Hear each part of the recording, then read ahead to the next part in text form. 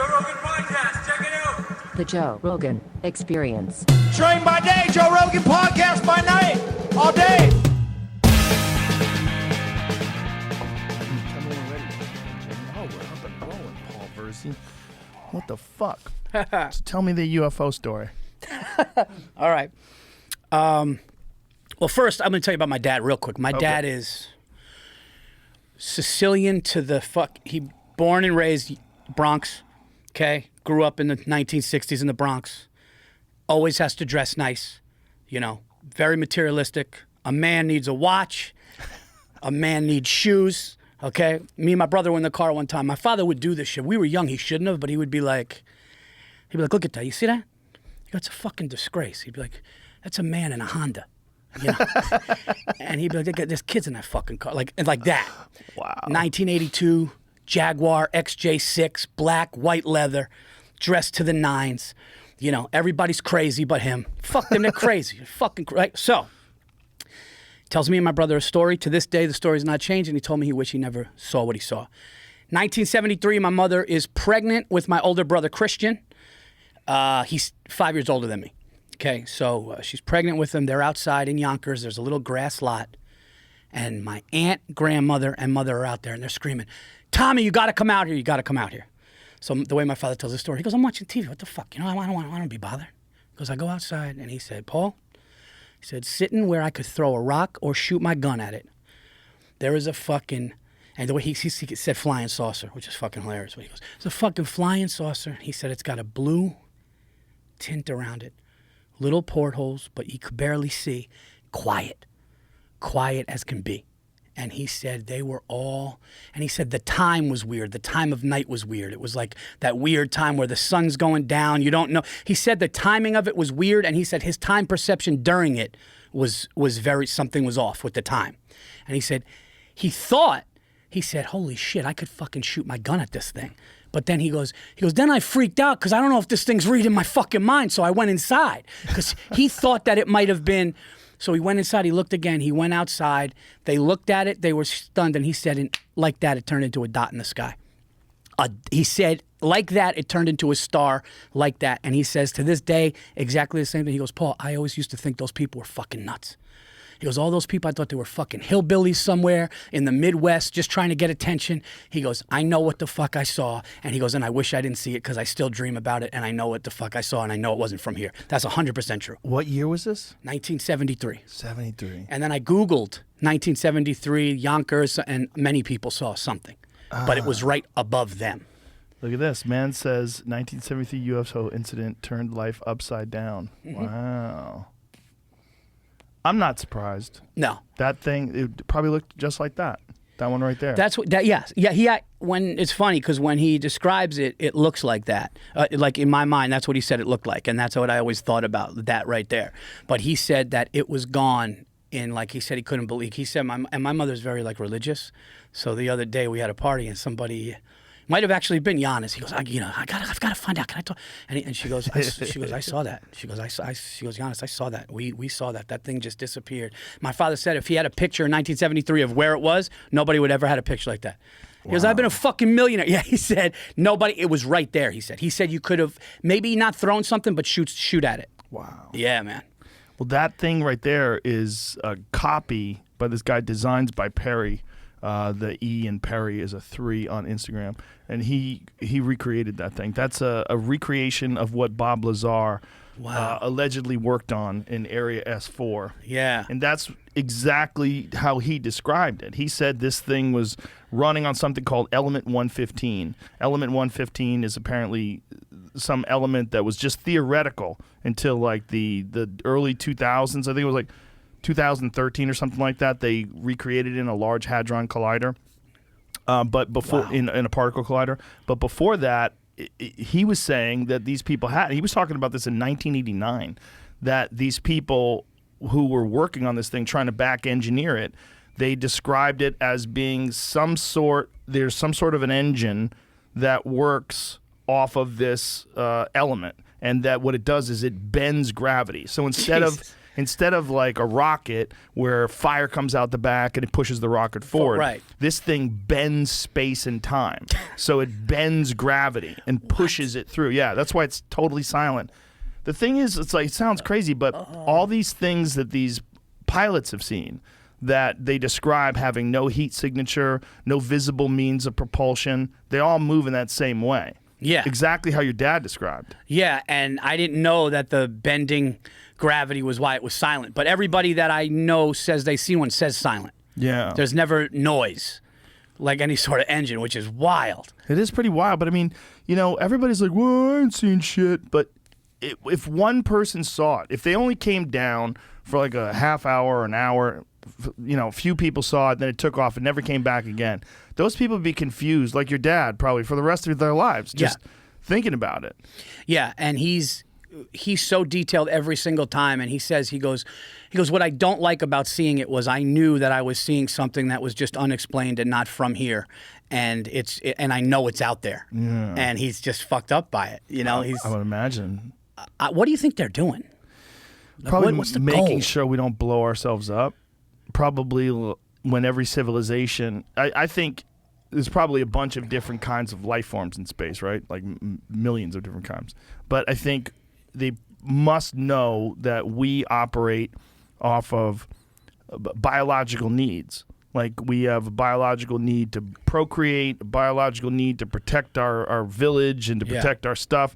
And so we're warring still. Okay. But yet we're moving this technological age of sophistication where we have nuclear bombs and video that travels on your phone to the other side of the world in a half a second, and all the wild shit that we can do now that makes it very complex for us to manage both our primate instincts and the responsibility of having incredible power. So they're probably like, let's just fucking keep an eye on these assholes. Why would they care, though? Because they don't want us to blow ourselves up. Think about how many billions of years it took for us to become what we are, right? You go from the single-celled organism to what a human being is now. That is a long road. For us to just knock the dominoes over because some guy has a hard-on, right? It's Putin, right? Yeah. Like if Putin just like, fuck you, I kill everybody, and he just fucking nukes Ukraine, and then we nuke him, and then China nukes us, and you know, that kind of shit is a real possibility. And if I was an alien, I was like, look, they're so close to getting it right. They're so close to getting it together. Yeah, that could be. Yeah, dude. I don't know. I tell you what, if I saw it, it would fuck me up. What do you think it is? What do you think they're doing? If that's real, let's just assume that this isn't just a mass hallucination. Yeah. What do you think it is? I think they're just curious, man. I think they're just watching. And I don't know. I would say I don't know that they care. I wouldn't think that they would care, but I think they're just watching us. But what if this? I always thought about this. What if they created us? Like we're their ant farm. Yeah, and I thought of that too. You know, like one of them like fucked something down and just started something. Yeah. You know, what if they took like a chimpanzee or they took something that was here first, fucked it, and was like, let's look at this thing grow. And then they're just looking and they're showing up and they're... That's one of the things Bob Lazar said. He said Did that, he? Yeah, he said that one of their... there was a bunch of briefings that they had and a bunch of documents. In one of the documents, they talked about how human beings are some sort of a product of accelerated evolution. Like they took us, which kind of makes sense that we're so different than all the other primates. You see, all the other primates, they're all still kind of stuck in this weird sort of... I mean, we know that there were bipedal primates that don't exist anymore. Like, have you ever heard of the Hobbit people? No, not other than Not the movie. not the movie. Yeah. There's an animal. It's like a human. It's called Homo floresiensis. I think that's how you say it. From the island of Flores, and they're these tiny people that were like different than... They're not Homo sapiens, but they were like in the humanoid category, and they were 3 feet tall. They used tools, and they think they might have even had conflicts with people where they're like, what the fuck? Yeah, those are real creatures. But there's not just one of them.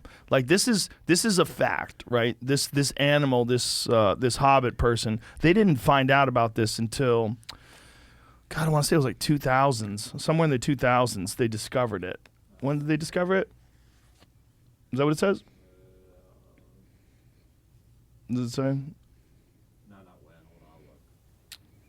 Well, they Oh, it was discovered in 2003. 2003. Yeah. They discussed, so up until 2003, they didn't even know this was a thing. And they know that these creatures lived alongside human beings. They know Wow. that I think the fossils they found were as recent as somewhere in the neighborhood of 10,000 years ago.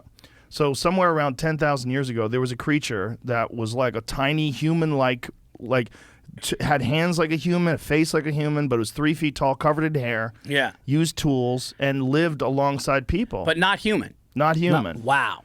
Not human, yeah. Wow. But so there's that one, right? And then there's some other ones like Gigantopithecus, which is what they think Bigfoot was.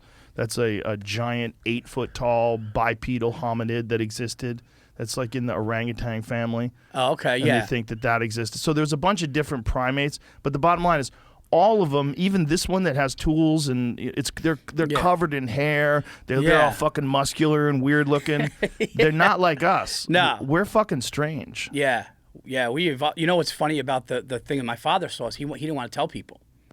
Oh, I'm sure. So my father was, before my parents got divorced, he was a bigwig at AIG in Manhattan. He was like third or fourth guy at AIG. And the top guy was having a huge barbecue at his place in Long Island. And he invites my father to come out. So my mother's there, and my father doesn't tell anybody about the UFO. And he goes, then your fucking mother yells across the barbecue, hey, Tommy, tell everybody about the flying saucer we saw. And he goes, no, I don't know, she's drinking. And he goes, what the fuck are you? Because he didn't want, because especially in 1973. Right. Even in the 80s and early 90s, it was like... Even today. Today, yeah.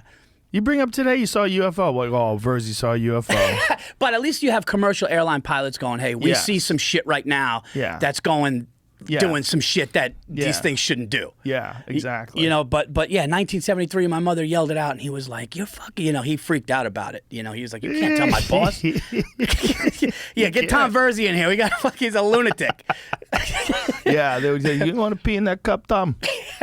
Did they have pee tests back then? I wonder when they started doing drug tests. Like, when did they first start drug testing I think 80s. employees? I don't think they did it in the 70s. You know, I don't think so. No, they probably didn't have drug tests back then. Yeah. You know? Back then, I bet Coke was real Coke. You got Coke, I bet it was clean. Yeah. They probably didn't even cut Now it. you can't fucking, can't touch it. What does it say here? President Ronald Reagan. Workplace drug testing started off after President Ronald Reagan required it for federal employees in 1986. And it peaked during the drug war of the 1990s. Fucking Reagan. 86. Yeah. He probably saw Daryl Strawberry, Doc Good, and he's like, enough of this shit. That was the first steroids of sports, was the coke of sports, because they all did it. Right. Well, I get baseball players, apparently, they all like to do amphetamines, That was right? going to say, yeah, that was the first Yeah. one. Well, baseball players, that's probably one of the most performance-enhanced sports. Yeah. With all the fucking steroids and apparently they all like ADHD medication.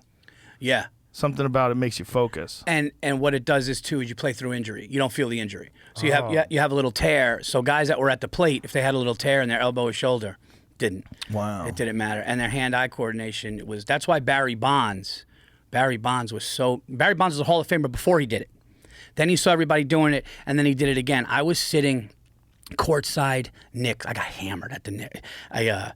I'm good friends. Pete Davidson's a good friend of mine, and he was at SNL. And he goes, "Dude, come down. We got the ticket." And I'm a diehard Knicks because I'm a Yankees Giants, but I've won with them. My problem child is the Knicks, and I got my son into it and shit. And we go down, and I'm sitting next to this guy, and he's got his hair slicked back, and everybody's coming up to him, and he's got the beard, and I'm looking at this guy, and I'm drinking vodka. They just pour vodkas, and I'm fucking hammered courtside.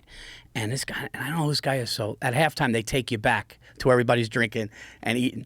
So finally, they're like, yeah, the guy you're sitting next to is the Mets, the new manager of the Mets. It's Mickey Callaway. And I was like, oh, okay, cool. That's who it is. So we just start talking. We're shooting the shit and everything. And I go, all right. And I'm hammered now. So now I like all of the what you shouldn't do, I'm doing. Yeah, I go, can I ask you a question? He goes, please, please. He's a nice guy. I go, best baseball. He was, before he was a Mets manager, he was a pitching coach for the Indians. And I go, now the Guardians, which is fucking awful name. But he said, I go, who's the best baseball player you've ever seen live in all of the years you've been in baseball? And he just leans back and he goes, oof. And then he just goes, oh, Barry Bonds. He goes, nobody in history made a pitcher pay for a mistake more.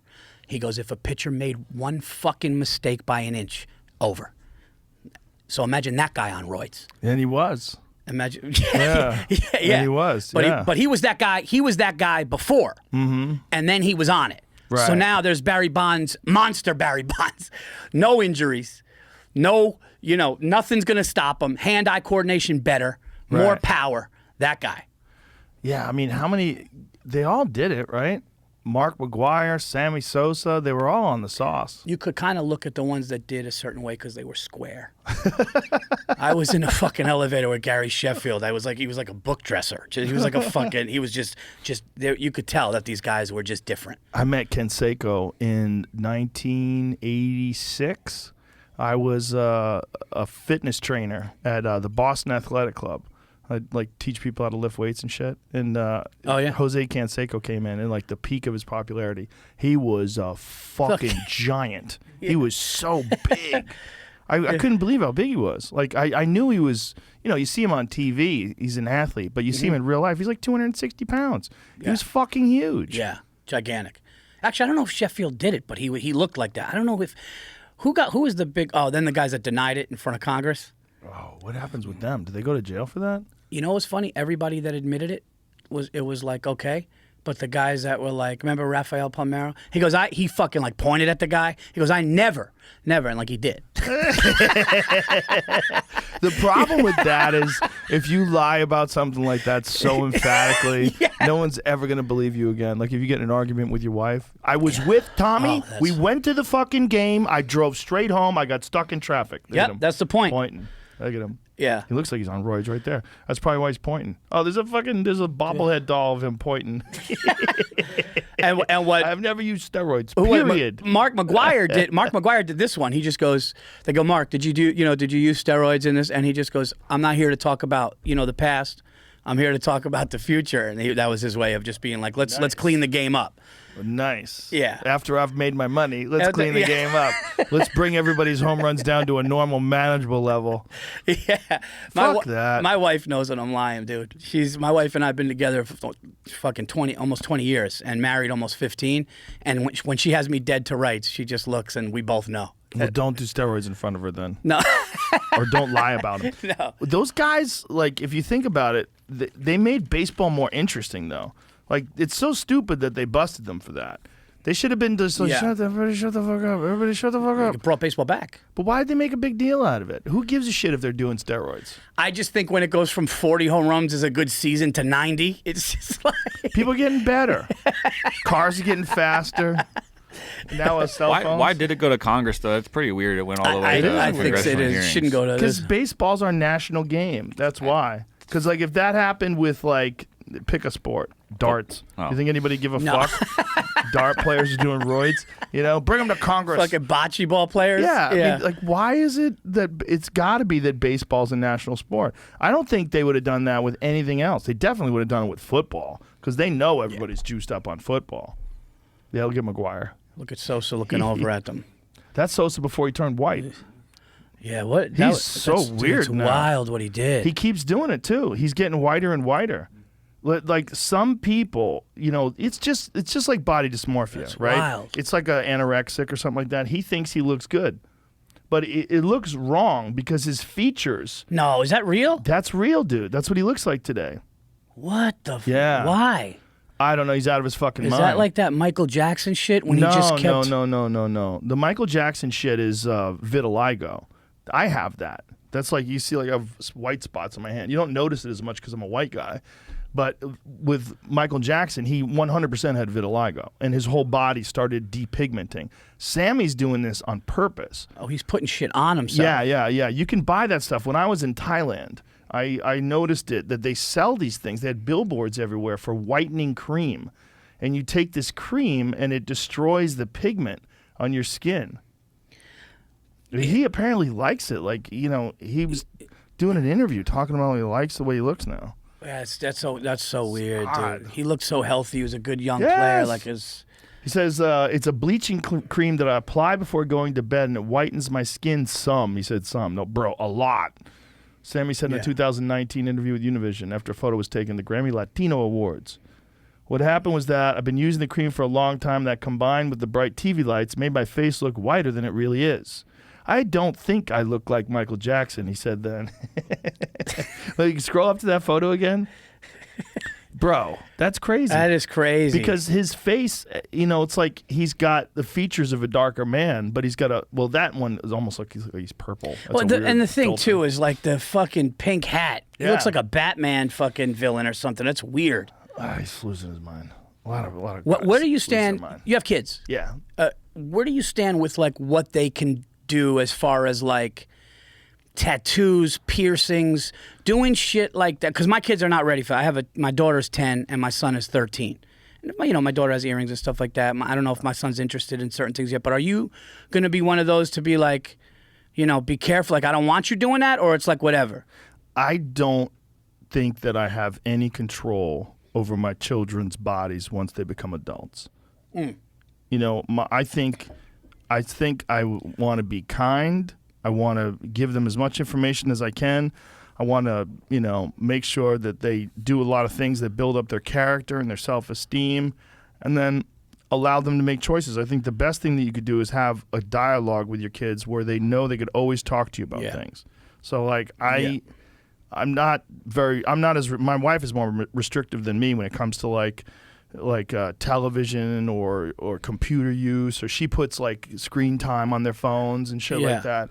I feel like you got to be very careful to not be too controlling, because then your kid will try to rebel. People don't like being told what to do. No. It's like when your boss isn't looking and then you go do things you're not supposed to do. It's a natural thing. If you got a boss that's like, as soon as he leaves, fuck him, you put your feet up on the desk. Yeah. If you give people freedom, Yeah. they don't rebel. Like, they don't want to rebel. Yeah. I have restrictions. Yeah. Like time restrictions and tell me where you're going to be and that kind of Sure. stuff. But I'm all about communication with my kids. I like to I talk to them. I definitely talk to them like I'm their father, like I love them, and I treat them. I always tell them I love them. I treat them like they're my daughters, but I also treat them like they're my friends. Right. Yeah, I do too. And one thing that I tell my kids too is, you're great and worth all your insecurities are normal, because we all have them, and you're going to have them, and you're going to walk into a public situation and feel less than for some reason. Sure. And don't. When we say we love you and you're the fucking best, you are. And I got that from when Mike Tyson went to Customato, and he was a broken kid from Brownsville, Brooklyn. And he was either going to he had friends that were gangbanging. He was either going to go to jail or get killed. Yeah. And this guy, Customato, takes this 17-year-old, whatever, he's 16. 13. Was he 13? Yeah. Oh, yeah, that's right. He started to compete at that. Takes this kid, and he said he's sitting in his house eating dinner going, I could rob that. I could take that vase. I could take this shit. And there's video of Customato being like, you're great. You're the best. You're going to be a champion. Lifting this kid up. And I always tell my son when he feels bad, I go, well, it's normal to feel like that. But you're a great kid. You're a great kid. You're smart. And don't feel like that. And I don't think I have to worry about drugs with him, Joe, because my brother-in-law passed from an overdose at 30. Oh. And it fucked the family up. And I can imagine. They're just like my son, too. My son is very, very good in school and a good athlete, but he's afraid of that. And I'm hoping that he can learn something from that, You can definitely learn from people's mistakes. Yeah. Yeah, it's a tough thing, and my wife's devastated and stuff. So, and he's just like, look, you know what happened to. Now, if my son goes out and has a beer, he comes home and your son's been funneling beers, he's throwing up. Fine, I'll be there for him. But I'm just gonna make sure that he doesn't do things to be cool that he doesn't want to do. I don't want my kids doing things they don't want to do, but they're just doing it to be. Because I did dumb shit because I come from a broken home, so I had no security in my family. My parents got divorced, so I would. At 13 years old, I was drinking. Yeah. Doing dumb shit. I think that, it's very important for kids to know that you went through a lot of bad shit, too, in terms of, like, the way you think about things, the way you think about yourself. Because, like, they see you now, and you're successful, and you got a Netflix special, and you're fucking doing great on the road and everything, and it's like, Dad's a successful comedian. That's great. Dad's so funny. He's so confident. He goes out there and talks to all those people. You got to let them know, like, no, I used to bomb. I sucked. I hated myself. I that. Like, I think all that stuff is very important for kids to know, because people have this tendency to look at other people like they have it all sorted out, like they have it solved. Yeah. And you know, and the kids look at themselves and they say, I don't have those characteristics. I don't have those qualities. Yeah. And they feel like they're never going to have them. So if you could tell them that, like, one of the things I always tell my kids is, like, whenever they fuck up, whenever they do something wrong, one of the first things I say before I say, hey, you shouldn't have done that, I say, listen, I did that and more. I did all those things and more. Yep. I'm not upset at you. Yeah. I said, I'm upset that this happened, but this is just a part of being a human being, and now we're going to learn from this. We're going to grow from this. So you don't like it. You're upset with the way the result is and the way things turned out. Good. That's how we learn in life. Yeah, and I'll tell them, I'll say, you know, gaining confidence came from a lot of years. Yeah. You know, gaining confidence came from a lot of years. I Yeah. would walk into, you know, and you know what's funny, and you know this as a comedian, is some of the best shows I ever had was the most insecure and yeah. fucking scared I was, dude. Oh, yeah. Scared. Do I belong here? These Yeah. fucking Montreal thing where yeah. you look at the names and you're just like, I looked up to that guy, I looked up to that, you know, and now you're on there pacing, but you go out and one of the best sets I ever had in my fucking life to this day, and was I opened for Burr at the Garden in the Round, and dude, I was fucking, before I went up there, I was just like, it was like a surreal nervous, just Yeah. because I was prepared and ready, but I was like, I envisioned what I wanted to do.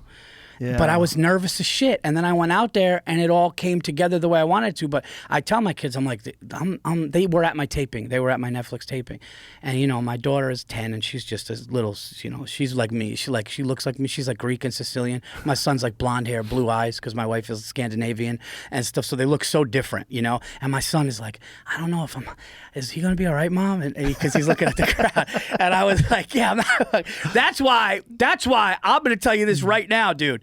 UFC fighters bringing their kids to the Crazy, octagon is right? yeah. Listen, Daddy might get put to sleep by another. Yeah. Fuck that. But Did you see when Michael Chandler knocked out Tony Ferguson? with the kick? Front kick, With yeah. the- yeah. One of the first things he did. Oof. Got on top of the octagon. Said, "Where's my son?" He started pointing. Wow. Yeah. Yeah. My son wouldn't be able to. You well, know. he was confident. I mean, that's a tough fight, Yeah. but the way he won, like for him, it must have been like a giant relief that he won in front of his son. You know, Yeah. like and then just he wanted to celebrate. Yeah. Yeah. That must That's have been. heavy. That's so much extra weight. Yeah. So much extra weight. Your kids, your wife. Oh my God! What if they see you get fucking head kicked? Ugh. People don't understand the insecurity and emotion that go into this, man. You know, I'll be honest with you, Joe. I've been doing this for 20 years, and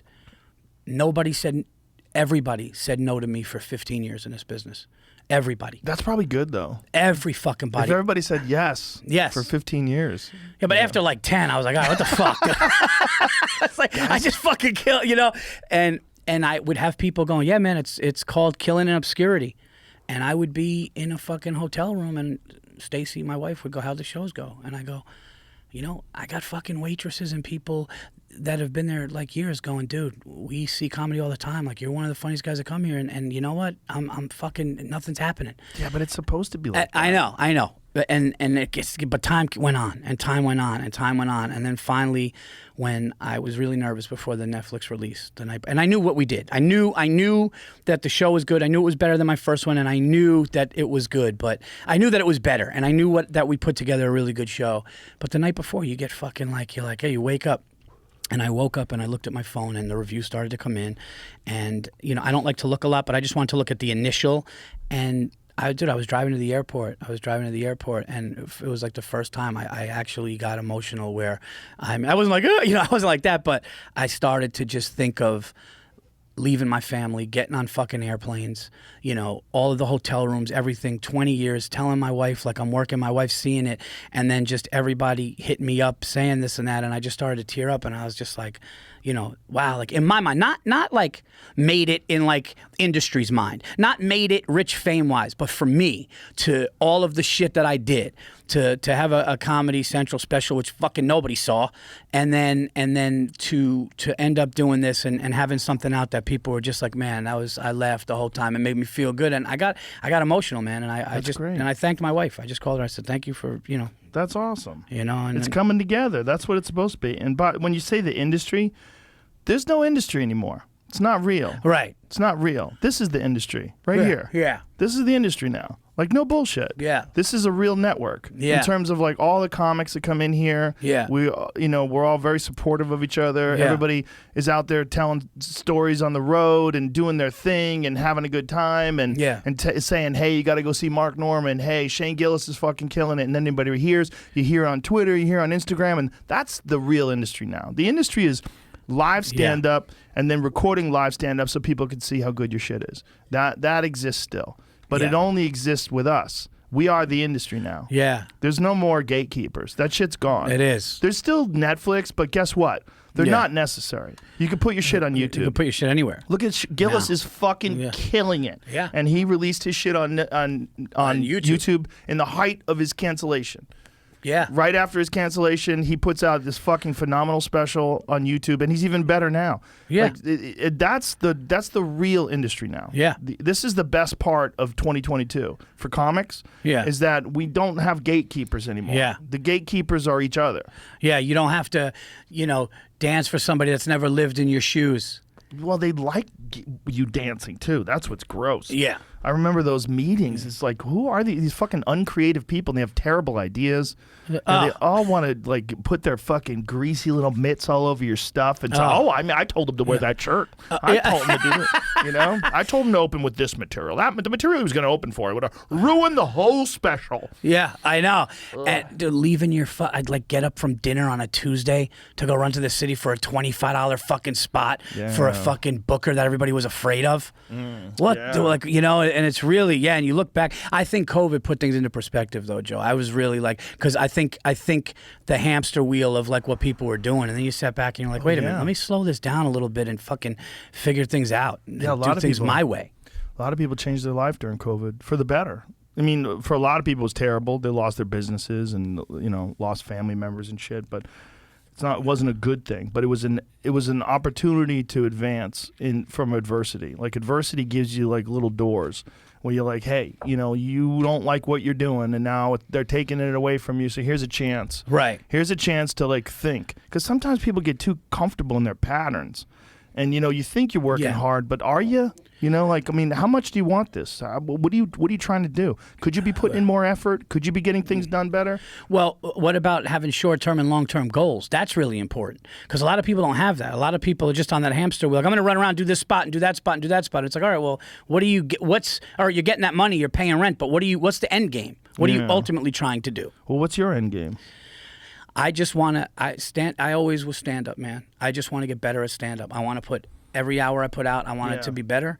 I wanna do some acting because I love that a little bit. Like here and there when I get parts, I'm like, this is actually kind of fun to do. But my end game is to just keep getting better at stand-up and putting stuff out. I didn't drop out of college to do anything else. I didn't drop out of college to be, to do anything else but stand up and get better. Now I'll do everything else that I have like around it. You have to adapt. Right. Podcasts and do all that stuff. Sure. But I love telling a joke. I love telling a story, and that's why I got into this, man. And it's the best. Yeah, dude. It's the best. Do you remember when you were an open micer and you just thought the dream was just Greg Fitzsimmons and I started out a week apart from each other, and I just saw him a couple days ago in LA. We're super tight. Yeah. And we would just sit around going, imagine what it would be like to pay your bills with comedy. That's the goal. The goal was just to be a professional. We saw those guys in Boston that were pros, and I looked at them like how did they do it? Like the impossible dream. Yeah. They don't have a job. These guys just golfed all day. I know. And they were drinking, and they'd go on stage and kill and be like, oh, they were fucking heroes. I couldn't believe, and that to this day has always been the thing that I wanted the most that I didn't have.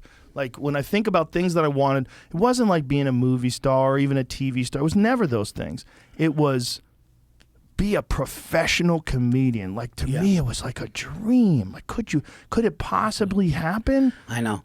I know. What's amazing is the things that you dream of you get when the work is put in and you put it out there. Like sometimes. Yeah. I know a bunch of people that still suck 20 years later. Well, then they should have fucking after but 20 years, what do you like? At some point, did somebody that loves you go, "Hey, man"? Yeah, but someone could have done that to you a year in. Yeah. You know, if they came up to me a year in and said you suck, I'd be like, yeah, I kind of do suck. But yeah, that was. You're right. That's just like who's to tell you that you can never figure it out? I don't know if. Yeah. It's hard.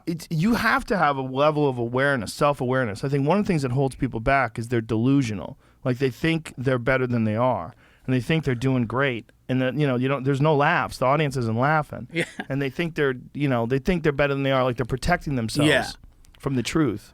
Yeah, know? that's. But do you think they really know? I think there's a lot of people that run through this world and they think they look great when they look like shit, and they think they're skinny when they're fat, and they think they're smart when they're dumb. There's a lot of people. There's a lot of people out there.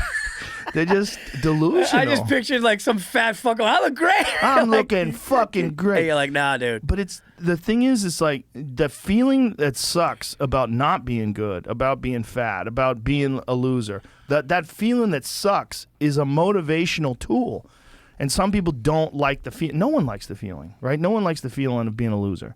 Right. But being a loser is good for you because it teaches you that sucks and it feels awful. And if you can get some progress going in your life and start moving forward in your life, you'll feel good. And then you'll remember what it felt like to be a loser, and you're like, oh, that is my fuel. That's my motivation. Yeah. And then the good feeling that comes with like a successful set or like filming a successful special. It's like, my God. Yeah. Like that feeling is magic. Yeah. I think it's two things though. I think being funny and being a good comedian are two different worlds. From day one I would get laughs, but it wasn't with good shit. Right. It was dumb shit. But that's just because you're trying to do well. Yeah, like right? I remember one of the first jokes I had, one of my first openers, and it killed. It was fucking. I was like, yeah, I broke up with my girlfriend. She said I wasn't close enough with her family, so I fucked her sister. And then they got more mad. I was like, it wasn't gonna be your brother. Like it was horrible, you know. That's funny. I actually like it. I think you should bring that back. But here's the thing. So I would get laughs, but it wasn't really a good constructive. Right. But so it was like you want to be the best of the shittiest at that moment. Right. Like when you do the open mics and there's 8, 9 open mics, you want to be at the top of that and you move. But then when you start to really craft a joke and you start to watch a joke. Yeah. And the best is when somebody who's like one of the motherfuckers in the game is like, dude, that joke you just did, and then you're like, oh shit. Yeah. That's people don't realize what that does. That's nice. Nothing is worse than when a fucking great comic is rude or passes you over because it hurts. It hurts you. It hurts. And it doesn't. And you don't forget it. Yeah. You know, you never forget the good, but I'm Sicilian. I never forget the fucking bad. Yeah. Which is a bad thing. But a kind word from someone when you're just starting out can go a long way. People don't realize what that does. Yeah. What that does. You go home and you're just like. It was giant. Oh, the set that I had at the Garden, somebody was like, dude, Questlove and Chris Rock are in there. Chris Rock just said you killed. Right? So then I'm all excited, but listen to this shit. So then I walk out, Joe, of our dressing room. I was in a dressing room. It was like me and Joe Barnick had our own thing, Bill's in the other thing, and we were and I go, hold on, let me go get something. And I walk out, dude, and it's me and Chris Rock after the set of my life, and he said I killed. And I'm going, here it comes. And he's walking, and I'm walking, and we just made eye contact, and he just kept walking, dude. And I was like, fuck, I was like, fuck, I know you wanted to. You just saw it. You just said I killed. Come on, man. But you fucking, come on, give it to oh, dude, you'll love this. One of the first times I'm headlining, I'm in Myrtle Beach, South Carolina, or right outside Myrtle Beach, South Carolina, at a place called Carolina Comedy Club. It's not there anymore. And I was just able to headline a B room. Okay, so you figure there's a good 45 minutes, nothing great. And they got the local radio guy opening. And this kid's fucking killing. I mean, he's doing local shit. People are just people are jumping off, and I come out there and I could half of them are like, look at this fucking Yankee. Like, and I'm fighting through it. But you know who is Jordan Rock, Chris's youngest brother, who does stand up. He was hosting. I don't know him. I know Tony. Yeah, there's 3 of them. There's 3 of them that do. Wow. There's like 7 of them, but there's 3 that do. Oh, Tony's fucking incredible, man. He's fun. Oh, dude, Tony's he's one of so underrated. I said that. I said Tony's one of the most underrated. Dude, I opened for him like 8 years ago, and I went in to go watch him for 5 minutes, and I just stayed there for 40 because he was killing. But their youngest brother, Jordan, he was hosting. And I'm up there in South Carolina. They love the middle. I started to win them, but there were two people in the crowd that were smiling and laughing that gave me the strength and energy to just, I mean, I had it anyway, but like I was like looking to them, and it was Chris Rock's mother. It was Chris Rock's mother and her friend, and she's just laughing, and she had the New York thing. So yeah, and like and then afterwards, I went up to her and I said, "Hey, I got to tell you something." I said, "I was up there, I was struggling, and I was trying to find it, and you're laughing." And she's like, "Oh my God, no, that was so good, this and that." And I told her, and she was telling me about how Eddie was Chris's guy because my hero is Eddie. Yeah. Eddie, for me, my dad took me and my brother to see Raw when I was 10, 1987, at Movie Land in Yonkers. And my grandmother and mother were like, "You can't take him to that." And he's like, "Nah, okay, I won't." He took us. And I just remember being there. And for you, it was probably delirious, right? No, well, for Eddie, yeah. Eddie was delirious. But for me, my parents took me to see Live in the Sunset Strip when I was like, I guess I was like 14 or 15. I was like first or second year of high school. And I'll never forget that moment because I couldn't believe how funny he was. I had seen movies like Stripes, really funny movies. Yeah. And I laughed really hard, but not like this. Yeah. I remember very clearly looking around while the movie was going on, while everybody was just falling out of their chair laughing so hard. And I was like, this is incredible. All he's doing is talking. I know. Dude, when Eddie was just walking around talking about his drunk father telling his mother she can't leave the house. Yeah. When the Lillian, they never. Yeah. And I'm 10. So how does that resonate with a 10-year-old? And I just was like, oh my God, he put me in a movie. Yeah. Like I pictured his father in the kitchen writing that, and I'm just sitting there locked in, and I was like, this is the dude, man. This is the dude. And how nuts is it that he was done at 25 as far as stand? He did Raw at 25 and Delirious at 22. That's nuts. How fucking nuts is that? He's still so good. We played a thing the other day when we did a Protect Our Parks podcast with Gillis and Norman and Ari. And we watched this clip of him accepting an award, and he goes up and accepts an award and then does some stand-up. He talked about Bill Cosby, did a Bill Cosby impression about them taking away Bill Cosby's awards. It was fucking good, man. Like, solid timing. Like, if he got back into it now, he would be one of the fucking greatest comics alive. I think so. He could still do it. I think so. I hope he does. Like, there was talk a few years ago about him doing a Netflix special, but I think for a guy like him, it's just like, it's hard to, like, you gotta just show up and start doing sets, and then, it's so easy for him to just show up on a movie set and he's the fucking man. Yeah. He doesn't have to worry about anything. His catering's there. He just, I agree. I think it would be great, but the work he's got to do, it's a lot of work. He's got to go out for a couple years, year and a half, 2 years, and really hit the clubs at least. Yeah. At least. What does it say here? This is an interview he gave with Kevin Hart about a year ago. Because my plan was to do Dolomite, Saturday Night Live, Coming to America, and then do stand-up. And then the pandemic hit. Motherfucker. Yeah. And it shut the whole shit down. Then I was going, the whole time last year, I would have been out working on my act, trying to get my shit right, and then the whole thing shut down. Hey, when the pandemic is over and it's safe for everybody to go out and do it, then the plan is to do it. All right, well, the pandemic's over, Eddie. Come on, man. Come out. Come out. Yeah. Come out. Come down to the Vulcan. Tuesday and Wednesday nights, Austin, Texas. I love it. Come on down. That'd be amazing. We had Roseanne go up. Roseanne went up. She hadn't done stand-up in fucking years. And it was Stanhope, me, Ron White, and Roseanne. Oh, wow. And Tony Hinchcliffe, and I think Hans Kim was on the show, too. Yeah, Hans Kim was on the show, too. And Roseanne went up and fucking murdered. I mean murdered. Wow. Murdered. How long has she not been on? Years. Oh, man. Years. Yeah. Since all that shit happened. I know that shit was with her was at least when she got canceled and kicked off her show. That was at least 4 years ago, right? Wasn't it like 3 years ago, 4 years? Because we were at the old studio. Yeah, I think she had mentioned doing something with Dice briefly, but it was right around that time too. So maybe she did like a couple sets with him or something, but I don't know to what extent. She's moving here. Is she? Yeah, she's moving to Texas. She sends me messages all the time. She sent me a text message the other day. Fuck yeah, Texas. Just out of nowhere. That's it? It's for me. Dude, I'm such a fan. I get a text message from Roseanne Barr. Every now and then I'll get one from like Dice Clay. And I'm like, what the fuck, man? Dice Clay texted me. It's wild. Yeah, you know? It's crazy, man. You know who influenced me that you probably has nothing to do with my style, but was Rodney, because my dad was such a Rodney fan. So he took us to Radio City to see Rodney during the back to school time, during the height of that. And so that's the thing. Like, my parents had this like brutal, like weird, awful divorce in the early 80s.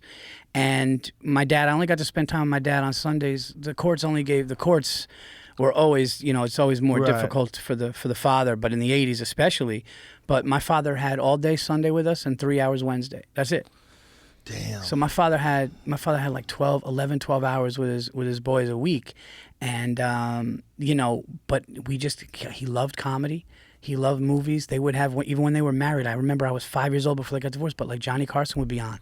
It was always around. And like, that's the one thing, even though this horrible shit went down, it was like they had good senses of humor. And it was like, so Eddie and Rodney were like the things that introduced me to stand-up. Comedy is important, man. I know I'm not saying that to be a self-important person because I'm a comedian, but I mean, just for me, if I never did comedy again, comedy is important for me. Just because, like, to laugh at things. You know what I fucking love? Memes.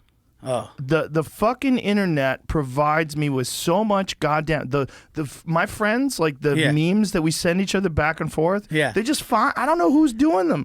I don't know who's making them. Yeah. You know, I mean, I wish I knew all the guys who made all the memes so that I could credit them. But my God, there's some funny shit. It's a totally different kind of comedy. Yeah. Dude, I don't watch stand-up now. I don't really watch. If a clip pops up, now that I'm like trying to work hours and going, I don't like to watch stand up, and I don't watch specials. I don't. But if a clip pops up, like, dude, this one kid we were talking. Oh my God, his last name was Koff. I think I'm gonna screw it up. I should remember his kid's name, like Goff or Koff or something like that. Koff. But he had a joke, not my style, and I was fucking crying. He goes, I love when things just pop up. He goes, I don't know the guy. But I messaged him after. I go, dude, I don't know you. I go, this is fuck. He goes, I don't know why people are afraid of werewolves. He goes, we already have wolves, and they're wolves all of the time. He goes, that'd be like somebody going, you know what would make this grizzly attack worse? If this bear was sometimes an accountant. And I just fucking thought about that. It's so true. It's like, because a wolf is always a wolf. Yeah. And we worry about the man turning into the wolf. And I go, dude, that's so funny. And I probably even butchered it a little bit, but dude, I was just like, that is real. So I love shit like that. Yeah. When something out of nowhere just gets you. Yeah. No, it's a beautiful thing. Being able to, like, that's one of the things that separates us from all the other animals. We communicate and we say absurd things, and it's like a drug. It's like there's something about watching someone kill that, to me, even to this day, it makes me feel better. It's like I just took a drug that made me feel better. I'm laughing. I'm having a good time. The feeling you get when a big group of people is crying laughing and I'm talking about like when you see somebody, like, I love seeing the couple, but I love seeing the woman go like this, and the husband comes up after like, dude, she was crying laughing. I love seeing my wife cry. That's just such a cool emotion to give somebody, because it's the only job. It's the only job where that happens. Yeah. You actually make somebody, and what about when somebody's like, hey man, things were going really, I went to Buffalo right after that shooting. And I felt bad even worked there? And I felt bad, Joe, even promoting the shows. I can imagine. Because I'm like, I didn't want to be like, hey, I'm going to be at Helium, and it was right after.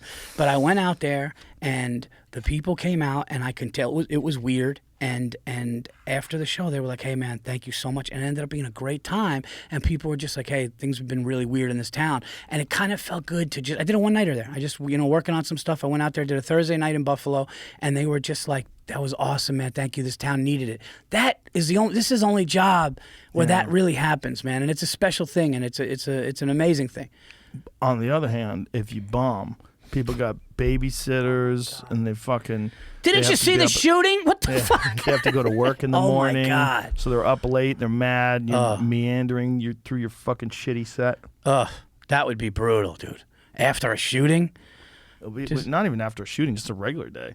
Oh, yeah, I know, but I don't want to kill them any time. Yeah. That's the flip side. You can make people feel... It's a great responsibility. You have all these people's attention that it's on your head. You have to, like, that's why...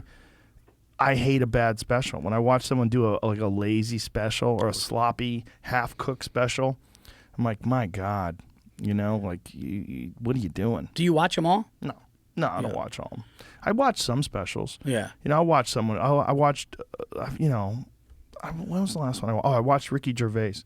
I watched not all of it, but I watched like the first 15 minutes, all the trans stuff. Fucking hilarious. Yeah. And he went for it. I mean, in this day and age, I was kind of shocked that Netflix put it out.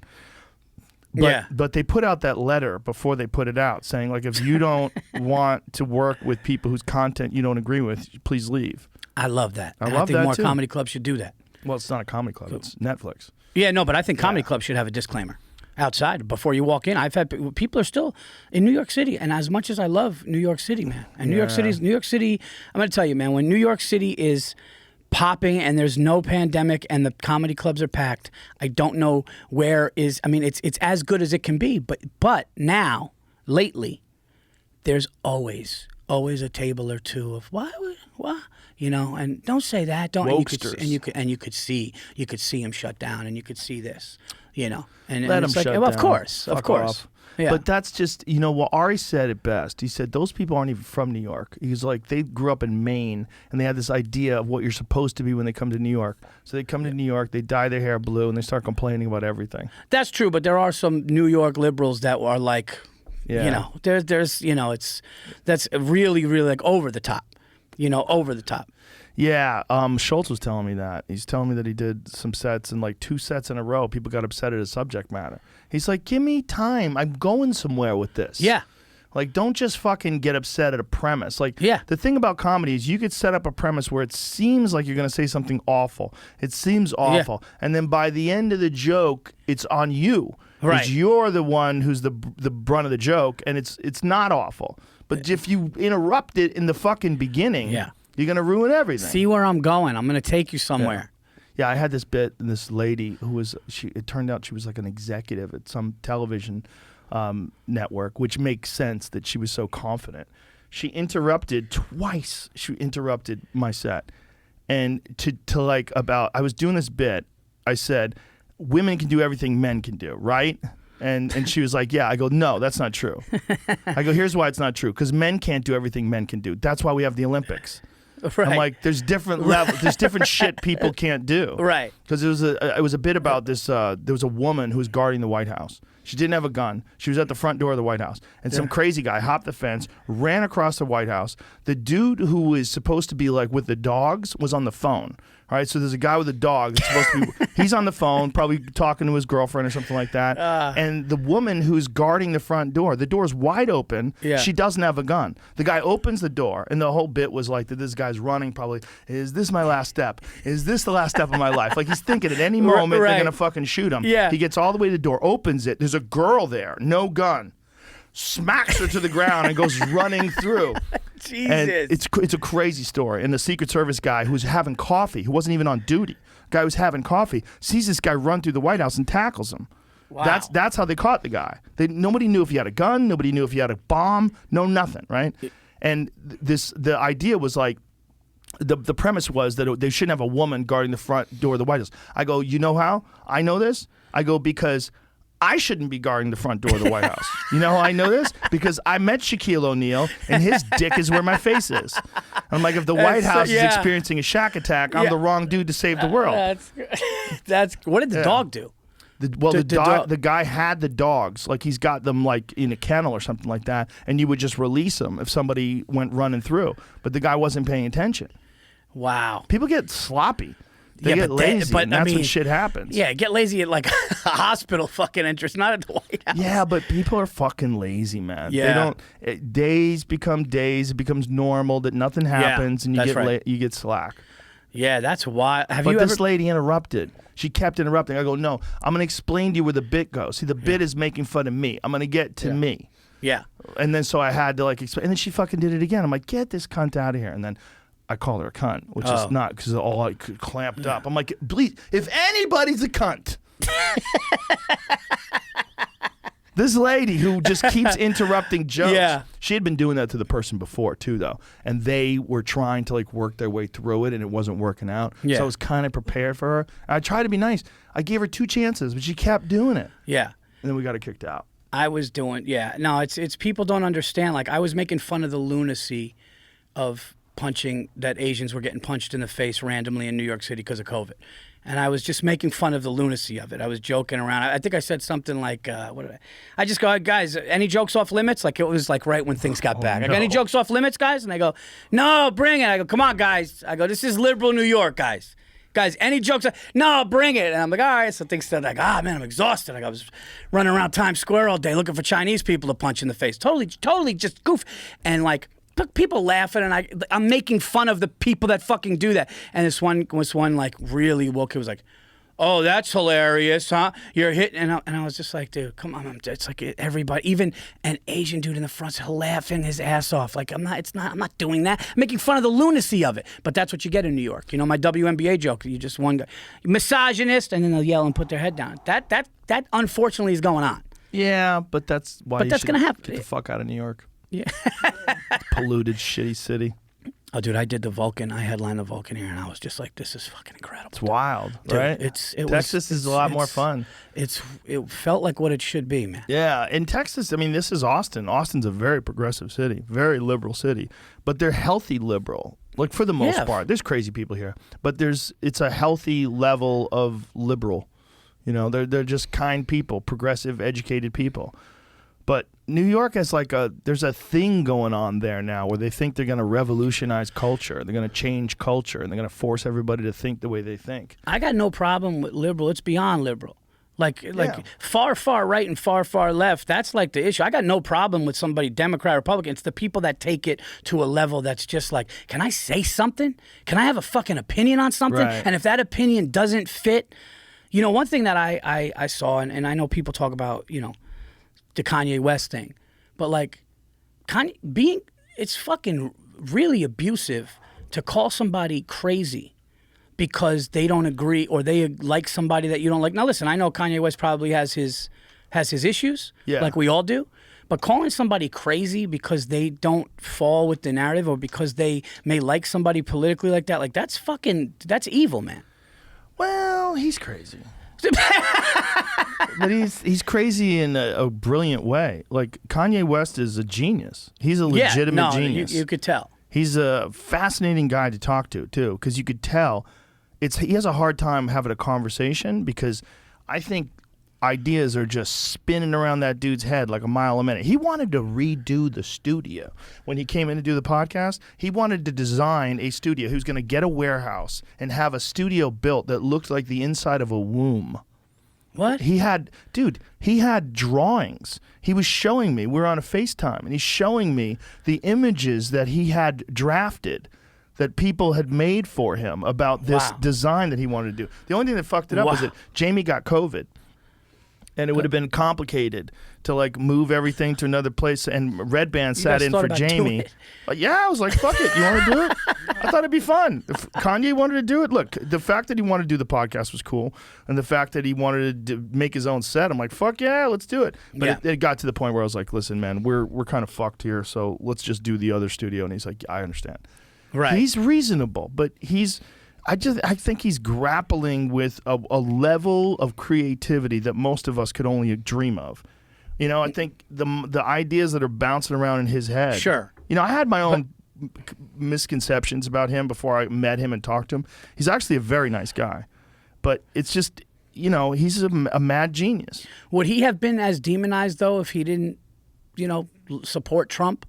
Or, you know, that's my only thing. And I'm not saying everything he says I agreed with, but as soon as he did that and said, hey, like, let's see what this guy has to say. And I would do this for anybody, whether it was Trump or the other side. But as soon as he said that, since the media didn't like that, it felt like it was just like, is he okay? Yeah, he was definitely not demonized before that the way he was afterwards. I mean, everybody thought he was like eccentric before that. And then they thought he was crazy. But you know what? One of the reasons why he did that is because Obama called him a jackass. Obama shit on him, and so I think called him a jackass. Yeah. Which is kind of crazy for the president. Yeah, but uncharacteristic for Obama, who's very statesman-like. But he called him a jackass, and I think it's stuck in Kanye's head. And he was like, "I'll show you, bitch," and like I'll support the next guy. Okay. I didn't know Barack said that. Yeah, and I think also like Trump just lets him talk. Like Trump had him in the White House. He's like sitting there. It's one of my favorite videos is Kanye with a MAGA hat on. and he's in the White House with Trump, and Trump is just sitting there listening to him as Kanye's ranting, and Kanye goes down roads and he just keeps ranting and he's just ranting about things and talking about things. Like, I think that's the way his mind works. I think it's just a fucking, there it is. Like, look at this. Give me some volume on this. Trump's face. Give me some volume. Give me some volume and play it from the beginning. Go from the beginning. Look at this. Look at Trump. How old is he? How old? 68. He's 68 years old? Look at, first of all, how orange is he? Yeah, what's up with his eyes, dude? He doesn't spray tan his eyes. The community, he started showing that he actually had power, that he wasn't just one of a monolithic voice, but he could wrap people around. So there's theories that there's infinite amounts of universe and there's alternate universe. Oh, jeez. All right. This is me if I sparked a joint and went to the White House. That's the kind of shit I would talk about. And I have to go and get him free because he was doing positive inside of Chicago, just like how I'm moving back to Chicago, and it's not just about, getting on stage. Look at Trump. I was just gonna voice that's forced to be a specific party. People expect that. Don't these motherfuckers have silent cameras? They're so distracting. You're interrupting his rant. There's Jim Brown next to him. Said that welfare is the reason why a lot of black people end up being Democrat. They say, first of all, it's a limit to amount of jobs. This goes on for 20 minutes. Does Yeah. he really just keep But talking? Trump is just sitting there like, interesting. I don't really say dope. I don't say negative. I mean, at this point in time, what is Trump? Stuff on his phone. I love that he showed the fucking password of his phone. They filmed his password. If you ever get a hold of Kanye's phone, it's all zeros. It's a hydrogen. Look at him. Airplane. Look at his fake attention. Airplane. And this is what our president should be flying in. Look at this shirt. See, he designed a fucking airplane. This is what our president should When be he went flying like in. this, and tilted his head, that's what you do to a little kid when they show you something. Yeah. If my 2-year-old made a drawing, I'd be like, nice. Very pretty. Yeah, That go does play. look like a Go flower. play. That does look like a flower. Don't suck on your crayons. Yeah. Well, I just don't like, if anything is different, you just really do get fucking, you get demonized, or you just get the way they go at you, man. Oh, yeah. Dude, I gotta be honest with you, man. Like, and I'm serious, dude. I'm not, and I say this before. I'm not just saying this because I'm on your show, man. Like, the way they come at you or whatever, and you just, it's really fucking remarkable, dude. It's remarkable and it's inspiring. I'm not even joking. I'm not even bullshitting. It's inspiring to see. I get pissed off if someone's like, I didn't like that bit. I'm a fucking mess. You got all this shit, and you just, it's an inspiration, man. Thank you. It can't be easy. We're all human. You know what I mean? Yeah, we're all human, but I've been doing this so long. Like, and I'm amused by people. I'm fascinated by it. Like when I see little Fatso Brian Stelter talking shit about me on CNN, it made me fun. It made me laugh. I'm like, you're a dork. Of course you don't like me. Like a dork not liking me and telling me I should be fired. Like, shut the fuck up, man. Like, look at you. How could anybody say so somebody should be silly. fired because they don't? Some people should be fired, but it's like what goes on is like people love to pile on people and they love to try to get people fired. It's like a new sport. It's like that's when people talk about cancel culture isn't real or cancel culture is real, whatever you want to call cancel culture. Yeah. But what is real is that people, especially with the advent of social media, because everybody has a point, or everybody rather has an opinion that they can express, they love to pile on and then try to do something about it. Like they love to try to attack someone's sponsors or like to go out, like they do that with various people where they'll go after their sponsors or they try to get their videos removed from YouTube or they're doing things like that. It's just because people have the ability to enact change, and it only really works if companies give into it. And to Spotify's credit, one of the brilliant things that they did was nothing. They just said, we're not going to censor rappers. We're not going to stop them from saying what they want to say. We're not going to stop Joe either. This is what he does. This is what he's always done.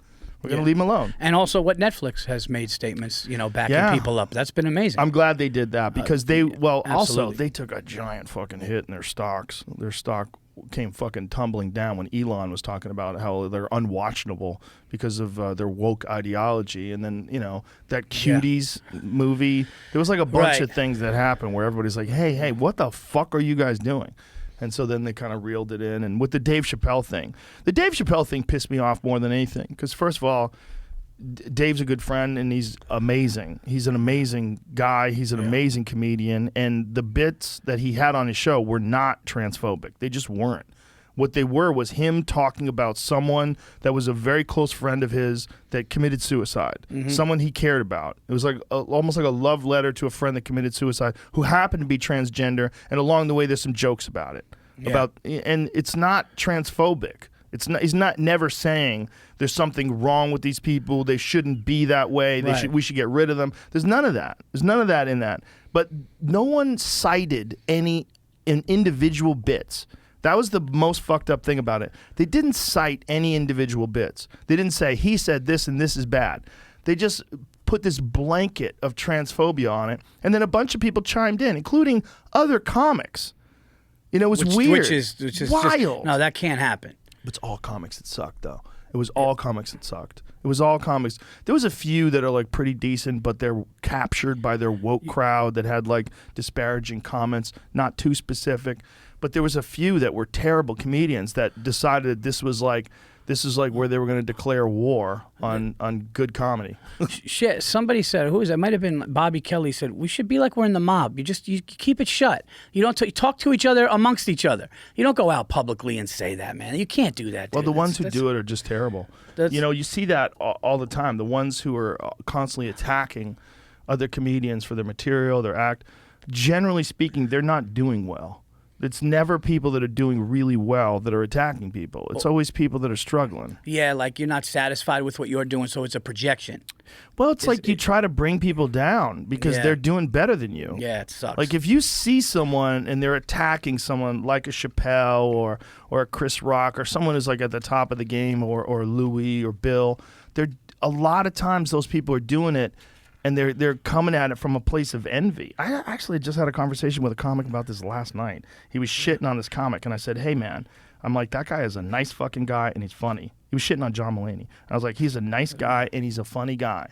And just because, you know, he's doing well and you're not, like, don't come to me with that shit because you could be doing that about me when I'm not looking. Yeah, and it's like there's no reason for that. And there's like one success story is not going to hurt anybody else. If anything, man, it's just good for comedy.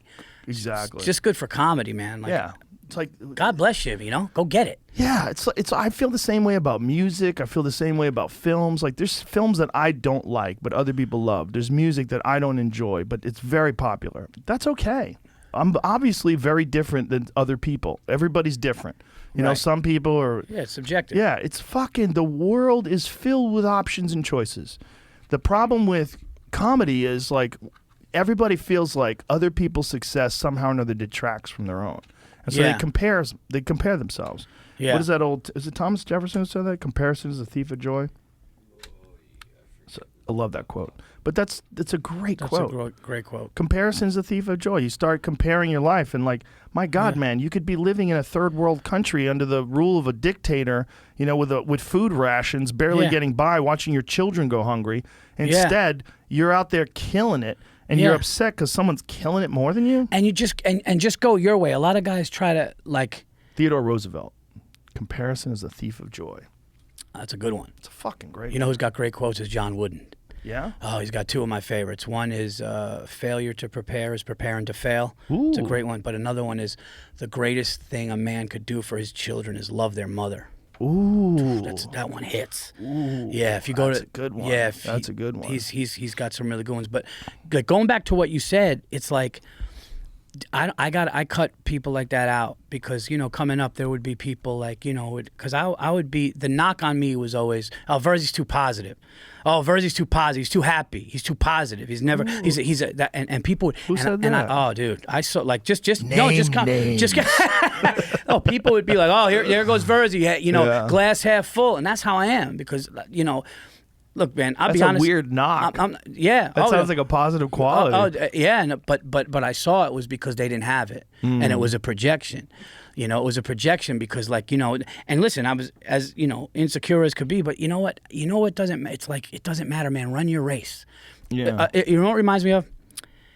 There was a pitcher. You might know this pitcher, Mariano Rivera for the Yankees, closer. best relief pitcher of all time. It's not even close. Best relief pitcher. When Mariano Rivera would come into a Yankee game, the percentage of them winning was 98%. He would just come in, and it was a fucking wrap, right? It was a wrap. And the reason why it was a wrap is because he reinvented himself after 97, and he threw what they call the cutter. He threw a cutter, right? 94 miles an hour. Everybody knew it was coming. And he would saw your fucking bat off, and he would strike you out. You would see him. The point of this is you would see him in the bullpen showing pitchers how to throw it. Everyone would be like, dude, you have the best pitcher. And he would be there. But he was a very skinny, lanky guy. He would be showing other pitchers with different body types. They would go, and it wasn't because that was his shit. The way his mechanics, the way his hips would turn, the way his lanky arm would release it. That's why his cutter was so effective. So these other guys, or the big fucking pitcher, try to do it. It wasn't effective. And I always look at it, it's like when I hear comics try to do what other comics are doing, like, well, look what that one's doing. You always hear that too. You always be at a comedy club. Well, look what so-and-so's doing. Look what so-and-so's doing. It's like, do your shit. Do your path. And if my path is that I'm too positive and that I'm a fucking happy guy and I'm kind of content with my life and my family and shit, and you're gonna knock that, then knock it. Because I'll be honest, dude, I don't have time for it, man. I've been to hell. I've been to hell with anxiety and depression. I've been to hell with shit that happened when I was younger. What the fuck can you do to me? Nothing. So all it is gravy for me. All it is, you can't. Nothing is gonna hurt me because I've been to fucking hell.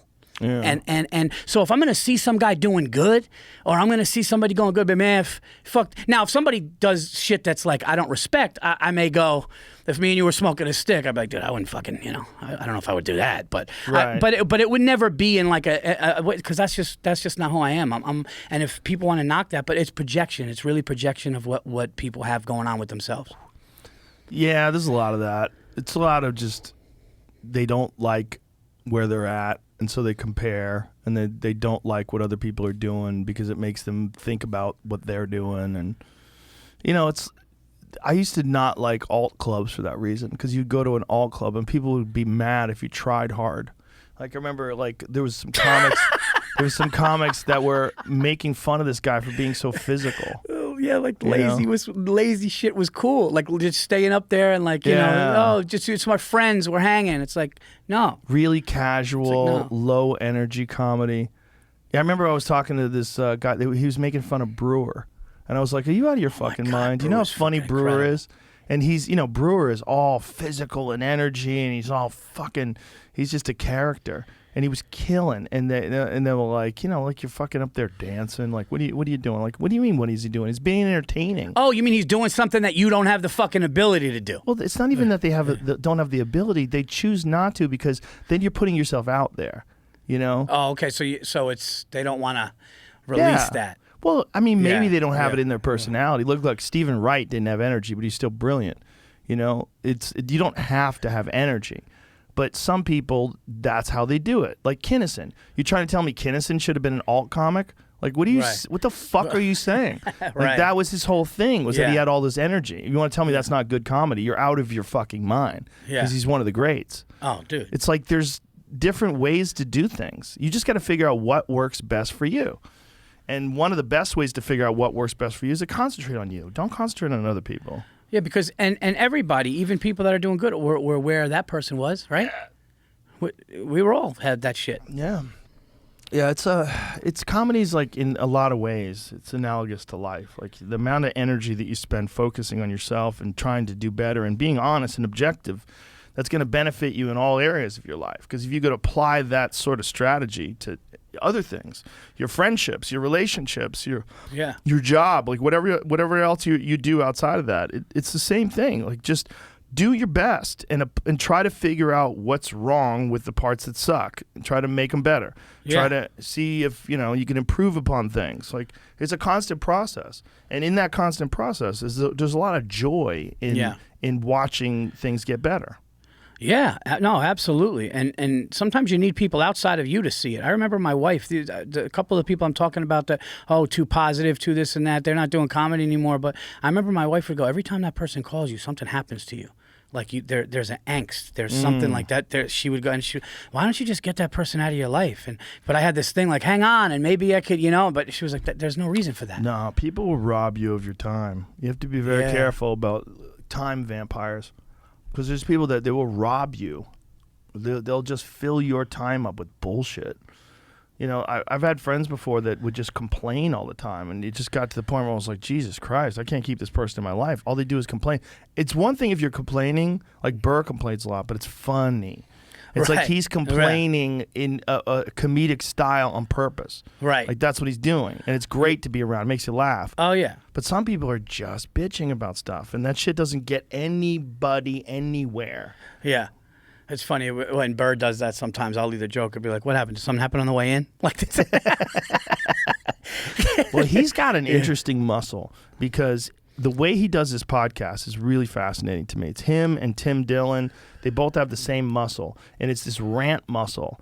And it's one of the reasons why is because they do a podcast with no guest. Yeah. So Bill will fill up, hour and a half, 2 hours of just talking shit about things. Yeah. And the amount of premises that he pulls from that are huge. Yeah. Because he's always got this thing, like he's aware that people are listening, so he's got to kind of keep it moving constantly, and there's always something to talk about. And in this uninterrupted ranting style that he has, it's like one of the best gardens for material because he could just pluck material out of that. I remember when I started doing the VIrzi effect, which is a lot of the time alone. I don't go 2 hours, but a lot of time alone, and then sometimes with a guest. But he said to me, watch what happens to your stand-up after. Yeah. I remember he said, he goes, watch how much better your stand-up's going to get after doing the podcast. And I remembered some things that I would talk about or I'd get excited about and start getting, then all of a sudden you'd be on stage somewhere and you'd see something or feel something, put the act aside, and then that muscle activates because that's what you're used to doing. Yeah. And I said to him, I go, holy shit, you're right. He's like, yeah, because you're really almost doing a show with nobody there. Right. You're doing a show with nobody there. Yeah. And you got to keep, like you said, you got to keep it up. Yeah, the two guys that I know that do that, Tim Dillon and him, are two of the fucking best guys at coming up with new shit. Yeah. I saw Dillon like about a month and a half ago, 2 months ago at the Vulcan. Holy shit, did he kill? I pulled him aside. I'm like, dude, you're on a whole new level. You're on a whole new level. And he's like, I've been doing the road, and it's the road, but it's also those goddamn podcasts that he does solo. Yeah, I think the combination of the two just give you something, man. Yeah, it's like, you're aware that people are listening, so it forces that muscle. It forces that muscle to grow. I should probably do a solo pod, like one solo episode a month or something like that. To get some... It's just like really, just for material. Maybe I don't even release it. Yeah, probably would fucking, dude, it does something, man. Yeah, it's probably a good move. Because just conversation skills, like you develop conversation skills from talking to people, like this kind of conversations. Yeah. So many people don't have conversation skills. They're just not good at talking to people. Yeah. A lot of comics are bad at it because like they're thinking about themselves all the time. Right. Yeah. I did a podcast once and I told a really funny story about being on a Judd Apatow thing, and I was fucking and it was really awesome, and they just thinking about what they were going to say next, and I saw it. You know when you talk to somebody and you just see their fucking eyes, and you just and I'm telling this story, and they go, oh yeah, so then I did it. And I'm like, all right, what the fuck? Yeah, they're not connecting with your story at all. Then that's a real narcissistic and just whatever. That's the problem with comedy, right? There's a lot of that. There's a lot of people that are just self-obsessed, especially people that haven't quite gotten to a level where they're comfortable yet. They're still like sort of. And I think I know another reason why. I think another reason why is because I don't think a lot of people have, not everybody, I don't want to speak for everybody, but I think a lot of those people don't have other things like families and like things in their life, because that's number one. And when you see people that, are living in a studio, 1-bedroom apartment, running around, just doing spots, don't have anybody, it's just, oh, me, what, and then you're like, I'm going, I remember one time somebody knocked me for having a family. They were like, what do you got now, VIrzi? 6 kids? I'm like, no, still 2. You just have none. Who like your guy was making fun of you for having no, children? it was actually a female. Just female. Sure, it wasn't Ari. No, actually, he was like Ari came up to my house and my son. He was so great with kids. The funny thing about Ari is he doesn't want kids. He's amazing with kids. Yeah, my kids loved him. He's giving my kids high five. They're playing wiffle ball in the backyard. I'm like, what do you? He would come over to my house and give my daughter T-shirts. Oh yeah, like cool T-shirts for her. How good of a dad would that guy be? I think he'd be a great dad. I know. It's like he gets it in his head that he doesn't want the responsibility, but he loves having a dog. It's like he thinks it's going to take away from his fun and all that stuff. But, everybody's got their own path. You do what you want to do. Yeah. It's okay. I think, comedy is what I do. It's not who I am. Who I am is Yeah. you know. And I look at it like that, because if it's who you are and everything around you, then all you can be is narcissistic, me, because that's Right. what the business calls for. Yeah, especially if you want to concentrate on your act, right? You're concentrating on yourself all the time. Yeah. Yeah, I think having a varied life is very important. Well, at least it is for my mind. My mind needs other things to do. I can't just concentrate on one thing. I always have multiple things going on. Like when people say like I'm bored, I'm like, I don't even know what that means. I don't have the ability to be bored. I have so many interests. There's always I don't have enough days. I don't have enough hours in the day. I don't have enough. I wish I had multiple lives to live simultaneously. I would be a race car driver. I'd be a professional pool player. I would have like a bunch of different things that I would do.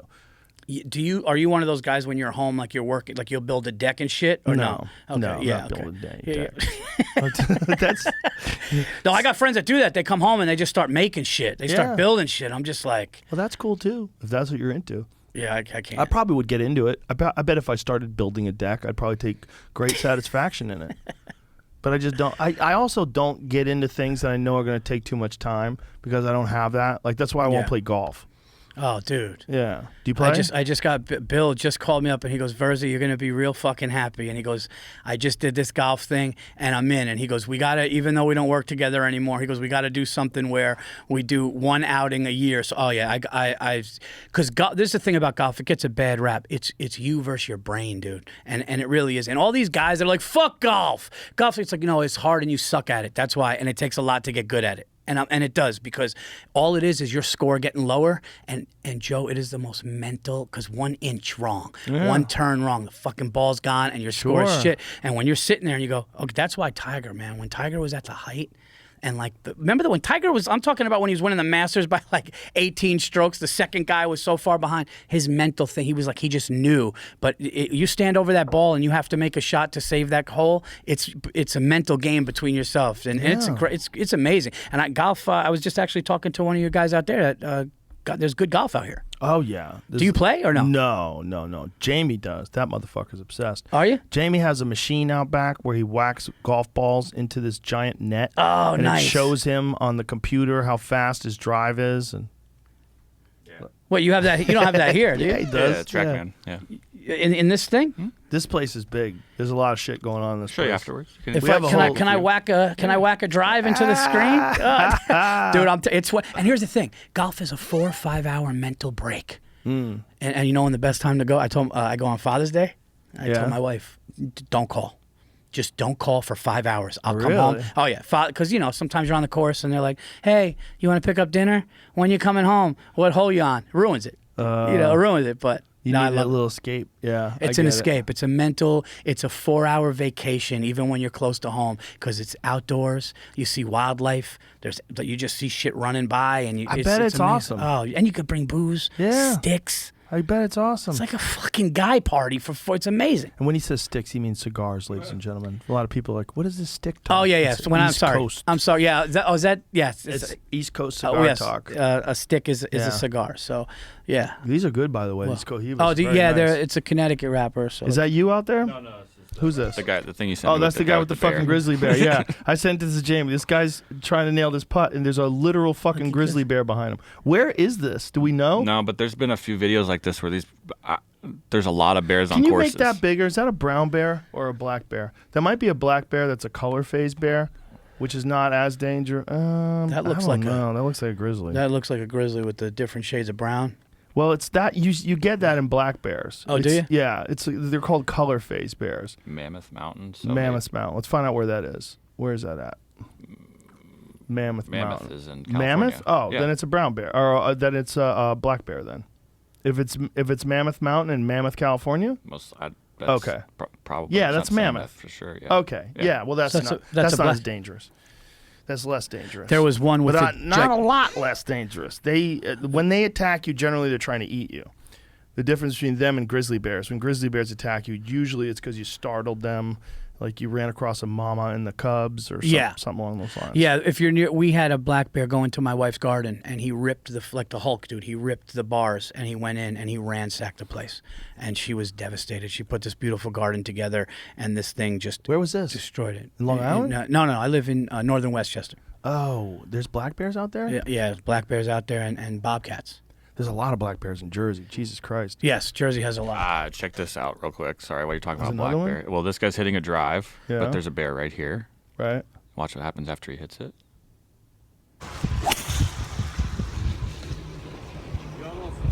Oh, whoa. It rushed him? Yeah, Dude, that's pretty gnarly. that is nuts. Why did it rush him? I wonder why it rushed him. It's a loud ass I think the noise. sound, yeah. It still doesn't make sense that it would rush him. That's kind of dumb for him to do that, though, dude. I got to be honest, because that's a little too close to make a sound like that next to that thing. Is this baby with it behind it? Maybe that's why. Is there a something else baby? is there. is there a Yeah, there might have been a cub there. Yeah, when you see a bear, excuse me, when you see a bear with a cub, just get the fuck out of there. Just get the fuck out of there. Yeah, Get what the are you fuck doing? Out of there. Yeah, go in the cart, Yeah. go fuck, yeah. You know how your wife is with your kids. She saw something. Get the fuck. Yeah. Women get crazy around their kids. And my wife doesn't fuck around. My wife will fuck somebody up, man. yes, it's mama bear instincts. That's what it is. Yeah. My wife is Yeah. a strong woman and does not. Yes, she said the other day. She said if somebody, she just gave me. She goes, if somebody hurt our children, she goes, I would rip their fucking head off. And I was just like, all right. I had a conversation with Brewer about this once. It was like right after he had kids, and he goes, "I understand murder now. I could never understand murder." And he goes, "Once I had a kid, it's like, oh, I understand murder. Yeah. Yeah, I could murder somebody who harmed my children." Yeah. I watch a lot of crime shows. I'm really big on that. Are you a girl? I'm a bit. No, I watch. I'm obsessed with like serial killer shit. I love it. Isn't it wild that girls like those? Well, they fall in love with them. Well, some Like girls. But most women, they're watching those true crime shows. They're not getting wet. They're, I don't know why they watch them. I just have like but I can't watch the ones like the forensic files and shit. I can't watch the ones with the kids. I just can't. I can't. That's another level. That's something that I can't do it, man. It's awful. It's sick. Yeah, that's like a level of sickness that's just fucking. Yeah, I don't want to bring shit down, but I wonder, like, if we need evil in the world to appreciate love. Like, there's this like balance of life. Yeah. There's a balance of life that I don't want evil in the world, right? But I mean, is it possible to have a world with no evil? Like, we've literally never had a world with no war, which is wild if you think about it. I guess, technically speaking, if you go back to the most primitive of primitive man, they couldn't wage war because they were just trying to find food. But I'm sure they attacked each other. Yeah. They definitely had violence. Like, there's never been a time, like giraffes even beat the fuck out of each other. Yeah. Like every animal. Dinosaurs. They beat the fuck out of each other. Animals have always like competed with other animals. And unfortunately for humans, the ultimate game of competition is to conquer land and conquer villages and conquer countries and shit. And it's the ultimate form of a competition, like trying to physically take, like that's what's going on right now in Ukraine. Like Russia's trying to physically take Ukraine. They wanted to take control of this country, the sovereign nation that used to be a part of the Soviet Union. What do you think's going on with that? Because I asked somebody, I go, is Ukraine? I said something along the lines of, I give Ukraine credit, man. They're holding there, and the guy just goes, the guy I was talking to, he just goes, Putin. Like, in other words, Russia could do it if they wanted to do it. Like, Putin is just kind of like playing this game, and it's like, I don't know about that. What game is it? Yeah, like, I don't know what I know it can Russia's do. more powerful, bigger, but The really scary thing is if it keeps ramping up. I mean, how long can those people take it? I know. And then we keep sending them stuff. It's like, what are we doing? Are we having a war by proxy? Are we supplying them in a sense? Are we part of the war? Like, what the fuck is happening? And where can this go? And if I was the aliens, I would be paying very close attention now. I'd be like, oh, this is not good. You got this evil dictator who kills his rivals, and he has cancer, allegedly. Oh, does he? Yeah, supposedly he has blood cancer. Oliver Stone said he had cancer when Oliver Stone went to interview him years ago. He had cancer then. Oh, wow. So it's very likely that he has cancer. And aren't they saying he's losing it a little bit? Like, I mean, he must be losing it now because, like, the economy's destroyed. Russia is in this, like, state of isolation from the other nations other than, like, China's eyeing it very carefully. Yeah. From what I understand, is, like, some of these Chinese interests are divesting in the West, which is also very scary Because if they're looking at the way we do sanctions on the Russians, they might say, you know what, there's a weakness that we rely on America and the West for money. And maybe what we should do is sell all that stuff off and then attack Taiwan. At what point do we just stop, like, giving to them? I don't know. I mean, I guess everyone's just trying to have some sort of harmonious relationship. The really fucked up thing is that we need them for stuff and we don't want to think about it. Like, we need them for cheap labor for cell phones and stuff. Not even cheap. I mean, it's essentially almost like slave labor. Like what are they? We don't even know. Like, what are they doing with the Uyghur Muslims? What are they doing with these people that they have in prison camps? Were they making any of our stuff? Are we how much stuff are we buying that's being manufactured by slaves? Yeah, and you know, as you were saying that, what about that WNBA player that's still there? Crazy. Another 6 months, and it's like, what the fuck, man? Is that what they're saying? They just said that she's going to be detained for another 6 months. They just said that? They just said that like 2 days ago.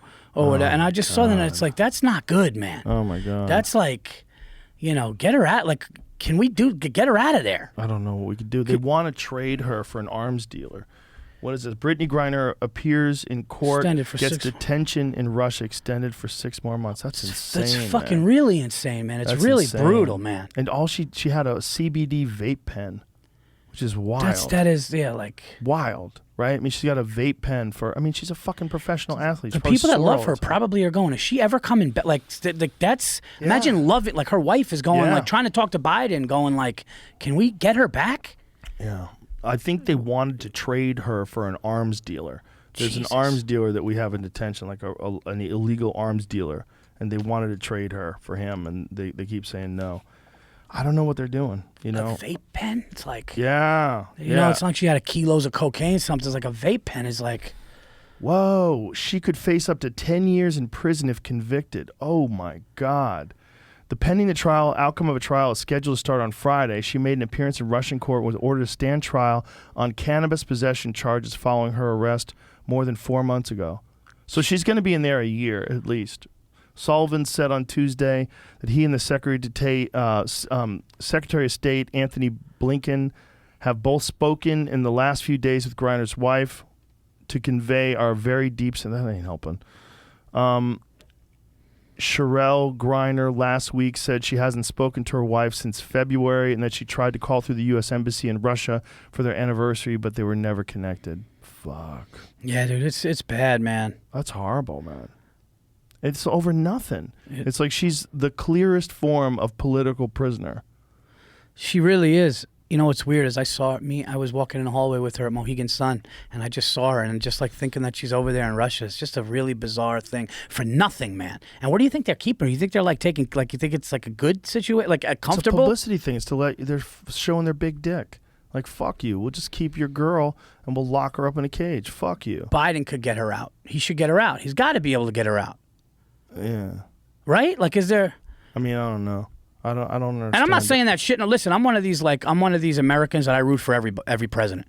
I'm like, I root for every president. Like, I'm not, you know, I mean, obviously we goof on presidents as comedians, but I root for I want everybody to do good. Well, if they do well, the country does well. Yeah. Supposedly. Yeah, I don't know, man. I'm not a very political person in that sense. I would like them to work this out, but I think it's just a part of a bigger problem. The bigger problem is that Russia's invaded Ukraine. Like, if she went over there a year and a half ago, it would have been no big deal. Nobody would have given a shit. You know, they wouldn't have detained her for that, I doubt. I don't see an outcry like enough, though, to get her back from, like, it's weird. Well, the other thing is homosexuality is illegal in Russia, too. Oh. Isn't it? Is it legal? Yeah, I'm pretty sure. Look at that. Freeing Griner, according to speculation raised in Russian news media, could require the U.S. to free Viktor Bout, a Russian arms trader nicknamed the Merchant of Death. Yeah, that's what I'm talking about. He was arrested in 2008 after undercover agents asked Bout to sell them missiles capable of shooting down American planes and other weapons that could kill American troops. He was arguably the largest and most sophisticated arms trafficker on the globe when he was arrested, Michael Braun, the DEA's former chief of operations, told Yahoo Sports in May. He was the guy who could deliver virtually anything with certainty to any bad actor all over the world. So that's what they want to a woman They're trying- who's yeah. a professional basketball player who just had a CBD vape pen, and they want to trade her for a guy who sells murder weapons to killers. What was she doing there? They were playing a game. There was a game. I don't know. Yeah, I think a lot of the WNBA players play over there during their off season because they only play during the summer here. And they make more money playing in Europe. Jesus, I didn't go to Lot Italy more. because I was afraid of Russia, let alone playing fucking basketball there, dude. You didn't go to Italy because you're afraid of Russia? No, me and my wife, we were gonna go. When was this? No, right when this thing broke out. Yeah? When this thing broke out, I wanted to take my family to Sicily and Greece because that's what I am. I'm Greek and Sicilian. So I told the kids and Stacy, I go, let's go and let's go to Greece, Sicily. We'll have a good time. And then all this like. Is World War III? I'm talking about at the very beginning when we were about to book. Right. Is World War III coming? And my wife was kind of like, should we book this shit? And stupidly, I didn't. But, I wish that I did because I see people in the Coliseum taking pictures and shit, and everybody's having a good time in Italy, and we didn't do it. Have you been to the Coliseum? Yeah, I did. pretty wild, isn't it? It's fucking wild, man. It's pretty wild. It's so run down and beat up. Yeah. But like you just look in the middle there, the history of what went down there, dude. Yeah. It's fucking wild. Yeah. Did you do the Vatican? Yep. That's wild, too. But my favorite place on earth is Venice. You been to Venice? Yeah, I've been to I Venice. fucking yeah. loved it, man. It's pretty interesting. It's very touristy. Apparently, they're going to stop the boats from coming in, though, because they have these cruise ships come in, and then they just dump out thousands of people, and they just blah, blah, blah, blah, blah, and they fart everywhere and buy stupid T-shirts, and then get back on the boat. But the problem is the congestion that comes from it and the pollution of the water and all that stuff. Apparently, they're doing something to mitigate the amount of cruise ships. But Venice itself is spectacular. Yeah. Remember when the water got cleared up after all that? Mm-hmm. The water got cleared up during COVID? The fucking Dolphins return. Yeah, it's unbelievable. Yeah. Well, that's what's going to happen when we die. I did a cruise there too. I flew to Venice and then we did a cruise back to Yeah? like transatlantic, 4 days, nothing but ocean. Oh, nice. Fucking scary, dude. Was it? Yeah. Yeah. There was one night we caught a bad thing and Waves? 18-foot waves were blasting windows out. Oh. Yeah, boy. and my father is he loves dressing up. So there was one night where people were throwing up and shit. You just heard, like, I'm not joking. And everybody had trays outside their thing. And my dad is sitting in the fucking dining room with his tux on with a big smile on his face, just so happy to fucking be there, eating, dressed up. Because that's all he wants to do. My father cares about food and dressing up. That's it. If a man is in a pair of sweatpants, he can't. He's just like, That's I amazing. can't even. Yeah, he's another type of dude, man. That's funny. Yeah, he's. We all got fitted for suits today for this Vegas show. That's what we were doing when you got here. Hans, Kim, and Tony, and Brian Simpson. Brian's probably here right now. And then, it's like we decided we're doing this big Vegas show. Let's fucking dress up. Let's dress up nice. So, we got a tailor to come down and get everybody's Oh, dude, if my dad walked in when I did, he'd be like, good for this kid knows. Good for this guy. This fucking kid knows what he's doing. That's what you do. If my father was a comic, he would probably be three-piece suit. Did your dad like John Wick? When John Wick gets dressed up when he's about to kill people? Yeah, oh yeah. He puts a tie on when they're about to come into his house and he was about to kill everybody. My dad had a fur coat on in a fucking pizzeria, like in August. He said one thing he said, Joe, I never heard, this is one of the most gangster things. My dad is a sight when you see him. Okay, he's a presence. It's just dressed up. It's overly like the hair, like he's just big gaudy jewelry, gaudy fucking jewelry. He goes. I talked about this in the special. He goes, I don't go for this hip hop shit. You know that, right? And I go, yeah, Dad. Nothing about you says. And he goes, but these rappers, they know their jewelry. He goes, I was watching one of these shitty videos, but they fuck because he likes that. But this woman's staring at him. He's got a fur collar, big, like a suede thing with a fur collar, and this woman is just staring at him.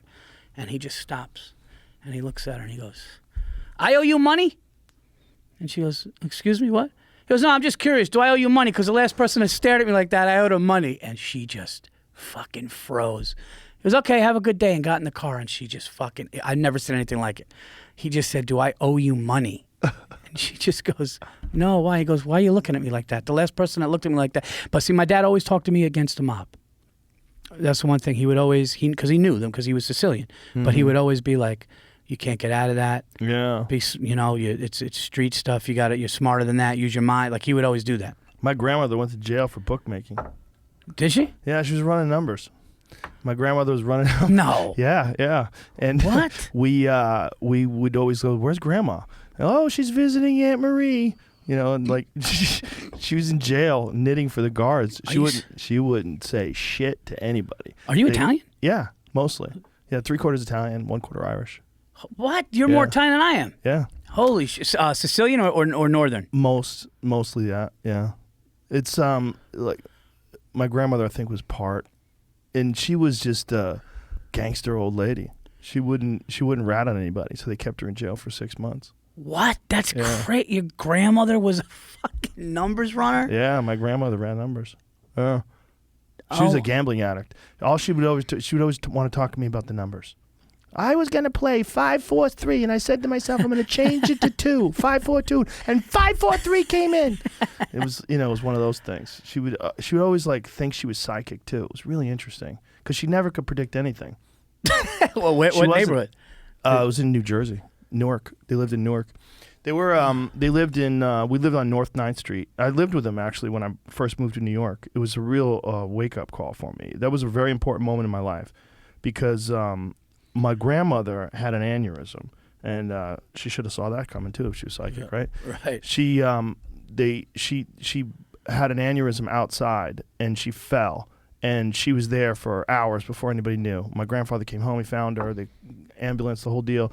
They gave her, they think they gave her 72 hours to live, and she lived for 12 years.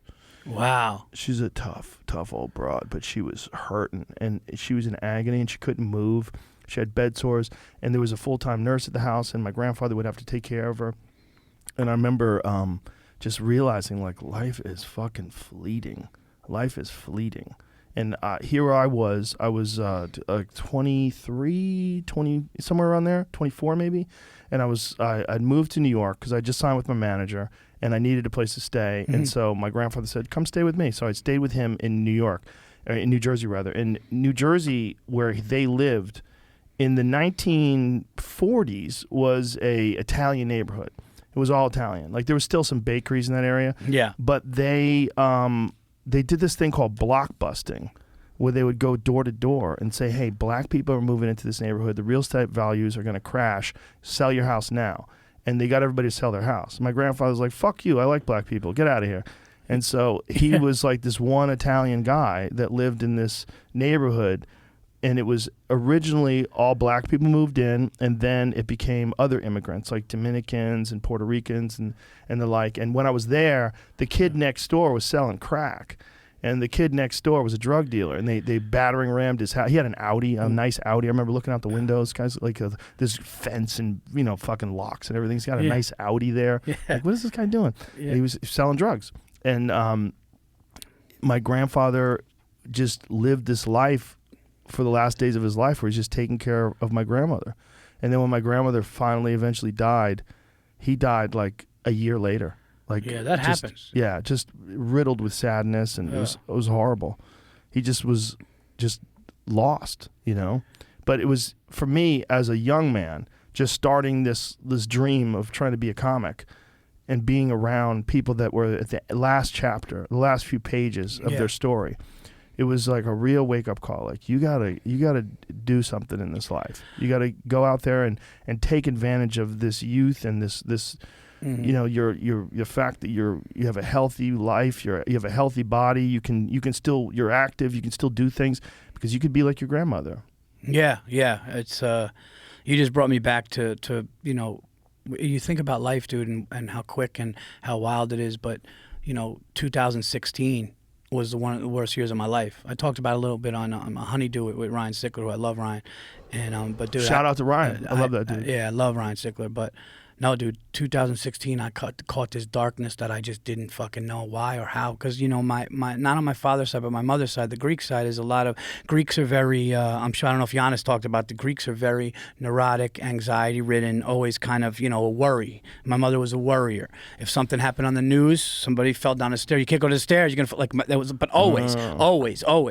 And so you get that mental thing from that side. But dude, I was in a 90-day clinical. Like, over what? Did something cause it?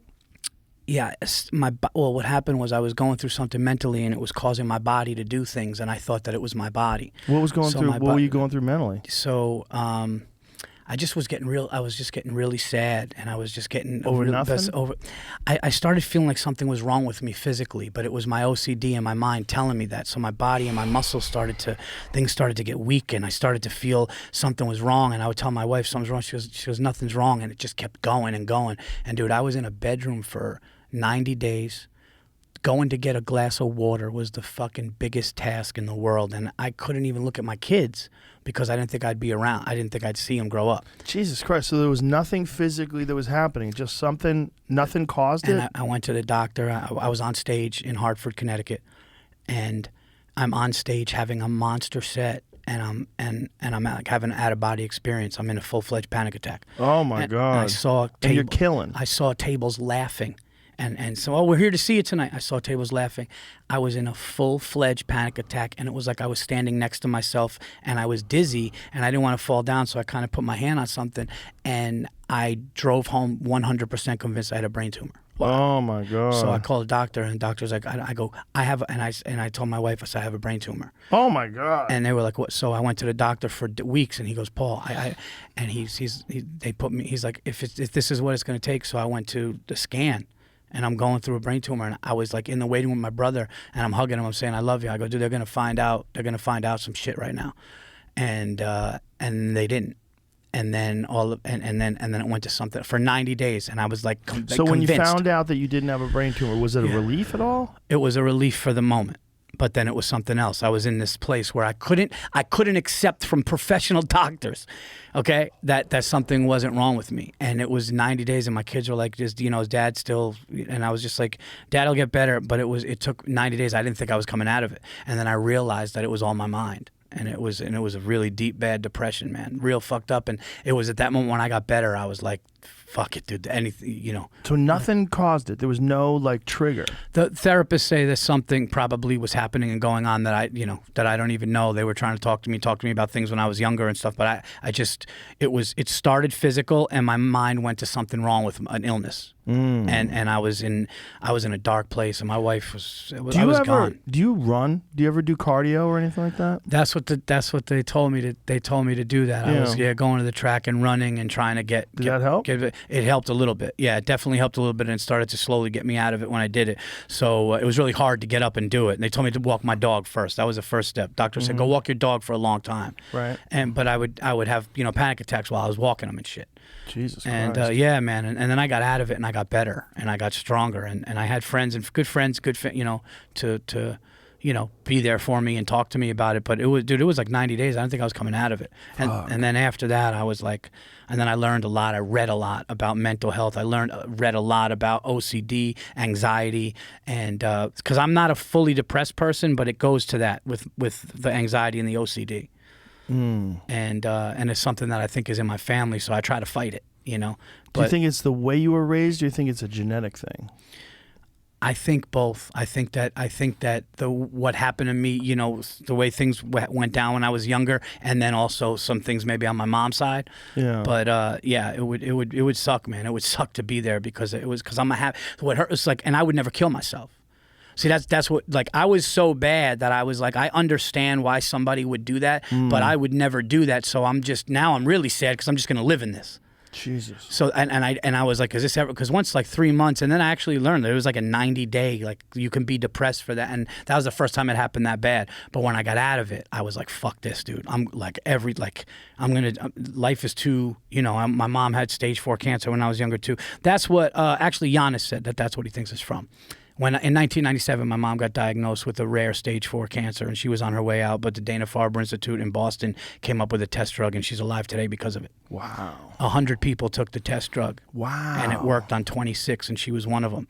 And then it whittled down to 10, and she was one of them. And right now, she's still one of them. The cancer is completely dormant and shrunken, and my mother would have been gone 20-something years. But I got that news when I was a senior in high school. I came home. There was ambulances, state troopers all in front of the fucking house. Jeez. It was like a movie. You pulled up. I was in 4th period gym, and they said, Paul, we don't want to alarm you, but your mother's in some kind of situation. You got to go home. Oh. And I went home, and I pulled up the street, and I just saw state troopers and ambulances.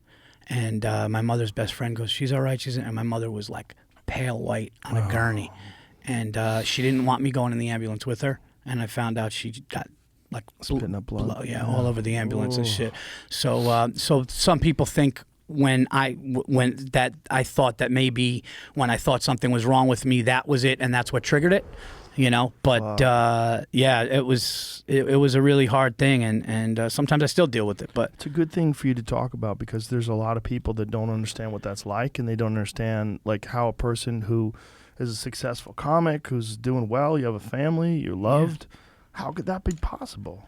Yeah. It's like the mind is a strange thing, man. It's hard to understand. There's people that are like super successful that are just a mess, and it doesn't need to make sense. Like the mind is just like other parts of your body.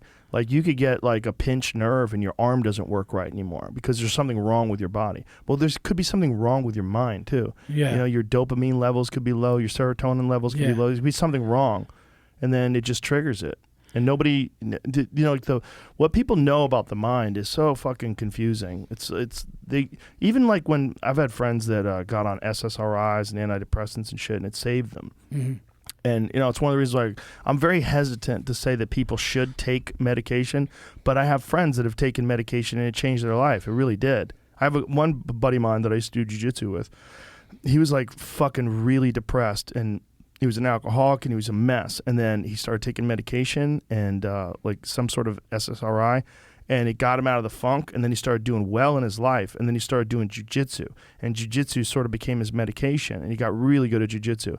And along the way, while he was getting really good at jiu-jitsu, he slowly weaned his way off of the medication and then became functioning and normal. So it did help him and save him. He used it as like a cane to like help him walk again, and then eventually got rid of the cane. Yeah, no, I had to take something for the OCD because I would get stuck in the thought. Like what kind of what did they give you? There was this drug called Luvox, and I took a very low dose of it, and it would take the edge off because I would get stuck in a thought where I'd be in a hotel and I would sit in a bed and I'd have a thought, and I would fucking just be sitting there being like, well, why am I thinking this? And the drug actually helped me to be like, dude, just fucking go, like just move on. And so I've learned all that stuff, and I have a really good understanding. I had my first panic attack. I didn't realize it, but I had my first panic attack in the 3rd grade, and I thought I was gonna die. I was sitting 3rd grade. Yeah, I was sitting on the couch. I remember it right now. I remember the pattern on the fucking couch. It was 3rd grade, and it was a panic that came over me. I started looking around as a little kid. I didn't know, and I called my mom. I was crying. And my mom got upset because she has anxiety, and so yeah. And they said that was because of what was going on as a kid. Jesus, I'm not trying to trying to bring this fucking thing. No. Don't worry about it. But you got me talking about it, and when I talked about it before, people called me up and said, "Hey man, like, thank you, like you let me realize it's okay." And that's the reason why I talk about it a lot, is because when you get a message from somebody going, "Hey man, you helped me," but yeah, man, I was in a really dark place, and it was when I was doing well. I remember right before, like a year before. I remember I was on the road with Burr, and Burr goes, "Dude, you're getting ready for a special, man. This material's coming together," and like things were going good, and then all of a sudden, man, it just everything went, and my wife was like, "You gotta go, you gotta talk to somebody. Something's going on." So, yeah, I try to deal with it. I still deal with it sometimes, and then sometimes I'm just out of it for a while. So, but what you said is running and doing things like that and getting stuff. Cardio's big for it. Cardio's a big one. They found that cardio, well, any kind of rigorous exercise is just as effective as antidepressants, if not more effective, on a lot of people. Yeah, because like there's something that happens to your body when your body's too sedentary. I don't think it's normal and natural for people to not exert their body, and I think when you don't do anything with your body, your body tends to like malfunction. It tends to like have like weird shit go wrong with it. And it could be the mind, like, because you think there's all sorts of endorphins that get released during exercise. Like there's many times where I'm not feeling good, and then I work out, and then I feel so good. I feel so happy and so nice. Like that's one of the things that made me like so much nicer person, is like sticking to a rigorous exercise routine. Because I grew up, my parents split up when I was 5, and there's domestic abuse in my house, and I've always had this like tension about like violence and chaos and not being protected and stuff. And the only thing, and it makes you like an angry person. And the only thing that saved me was exertion.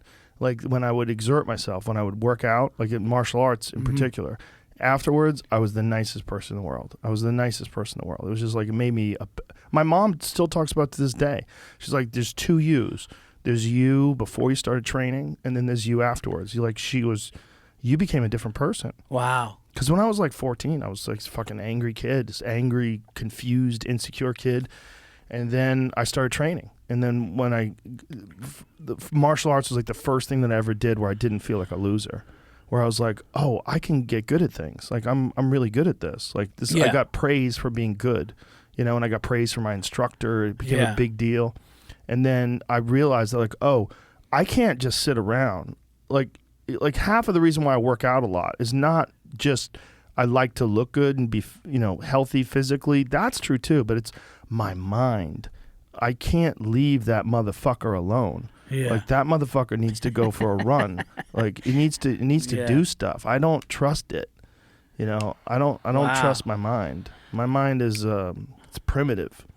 It's just there's a lot of shit in there that it just needs to get out. But when I get it out in healthy, productive ways, and then my body stays healthy. My mind is clear. I can think things through better, but it makes me a nicer person. That's like the most important part of it. It made me way nicer. Yeah, so were you on edge like to fight people before that, or like were you like when you were angry and you felt like you said the word that hit me when you said you felt unprotected? Yeah, and I felt unprotected too. And yeah, well, you broke up with your parents break up, and you're not around your dad, and like no one's protecting you. There's that feeling. And they both are cool and realize that the way they were going at each other probably isn't They would wish they wouldn't have been like that. But my mom said when I was really young, I would wake up like really upset, thinking something was going to happen to her. Yeah. And the protection thing is a big thing. So scary because you lose your dad. Your dad's not with you anymore, and your mom's the only person there. And then if your mom gets sick or something happens to your mom, like, oh fuck. Well, my stepdad came in and he was a great dude. Stuck with my mom. Mine too. That helped a lot too. Having a stepdad there helps, man, for sure. My stepdad is still with my mom. And they've been together for fucking forever, since I was 5. Then they have a great relationship. They do all kinds of stuff together. They rarely even argue about things. And they're in Jersey? No, they're here now. Oh, they're here? They're here in Texas. Oh, okay. They're all coming. You're getting everybody out. That's got to be cool to have your mom out here. It's cool, yeah. But let's be honest. It's cool that she's, she doesn't have to worry about stuff. But let's be honest, Joe. The Italian bakeries out here can't be that good. I mean, come on. I mean, let's. I don't eat bread. You don't have to worry about the cannolis and shit. No, if they got rid of the butcher shops, I'd have a real problem. Yeah. But I mean, I eat a lot of meat that I hunt. You hunt, huh? Yeah. What do you hunt? Mostly elk. That's my favorite. I never tasted elk. I'll get you some. Yeah? If you lived out here, I'd cook for you. Dude. Yeah. Next time you come here, we have a kitchen now in the gym. We have a gym here, and we have a Traeger grill set up in the kitchen. So the Traeger grill, they're fixing the vents for it now to make sure. Oh, that's awesome. Because it's a smoker, so the smoke has to go through a vent through the ceiling and shit like that. But yeah. I don't eat bread. So like the bakery thing is great, but I was in LA and there's this place in Venice called Felix. It's my favorite restaurant in America. It's fucking amazing. And the head chef, this guy Evan Funk, he's been on my podcast before. He's amazing, and he's just a fantastic chef. And he just started up this new place in LA called Mother Wolf. That's like it's about Rome. Like his food is all Rome inspired, and the Mother Wolf is like see if you can find this. It's like the origin story of Rome. Is something about there's 2 brothers, Romulus and Remus. They were put in a basket, and a wolf found them and raised them, and that's where Rome comes from. Yeah, so Briefly. Mother Wolf. Oh, that's cool. Is the name of his restaurant. But anyway, it was all pasta and pizza. It was fucking phenomenal. I ate it all. Yeah. I ate it all. Yeah. I'll eat it on occasion. But when I eat it, it's just for pleasure. Yeah, that's the Mother Wolf. Yeah, wild, man. That's wild. They're sucking off the tit of a wolf. Oof. Jeez. Yeah, it's a crazy origin story. Do you being out here, like being in Austin, did you do everything you could do out here, or you still got stuff to do out here in Austin? Like what? What do you mean? Like just with what is offered out here. Like what is offered out here other than, I mean, like the comedy scenes. I know the comedy scene's incredible. Comedy scene's awesome. But you're out in the suburb. You're in the suburbs, right? Like, yeah, I'm pretty close to here. Yeah. Oh, you are? Okay. No, I mean, everything's close around here. The thing is, there's no traffic. What they call traffic is a fucking joke. It took me 5 more minutes to get to work. I listened to a whole extra song. Like, it's fuck out of here. You don't know what traffic is. But there's only 1 million people here. You know, there's 1 million people here and then another 1 million in the surrounding areas. It's like, it's not that many people. So everyone is nicer. Like, it's a nicer place to be. I don't know if I don't think I would have been the same person if I grew up here. Because I think there's something about growing up on the East Coast, cold, hard winters, and like people that are aggressive and they're fucking getting shit done and get the fuck out of here. And for comedy, growing up out there was phenomenal because doing stand-up in Boston, those motherfuckers have zero attention span for bullshit. Like, you better come with the fucking punchlines. Like, if you see comics like from Boston, the guys who started out there, guys like Burr, Nick DiPaolo, and fucking all those guys are killers. They just bang, bang, bang, punchline, punchline, punchline. Yeah. Because like that's how you had to be back then. Yeah. Because those people here, people are a little kinder, a little nicer. You could probably get away with a little bit more. You know, it's just I think growing up in a place where the winters fucking suck is really good for your character. You have to have that. Yeah. If you wake up every day 75 fucking, California weather, you're weaker. There's something to that. 100% there is. Yeah. There's something about getting up and having somebody go, you better go shovel that foot of fucking snow and get out there and, and do all that shit outside. That makes you a stronger person for sure. I love that shit. Yeah, there's something to that. But Texas is different. It's like the people are very friendly here. It's a different thing. They're very polite, even with the way they drive. There's a few assholes every now and then, but that's just a part of being a person.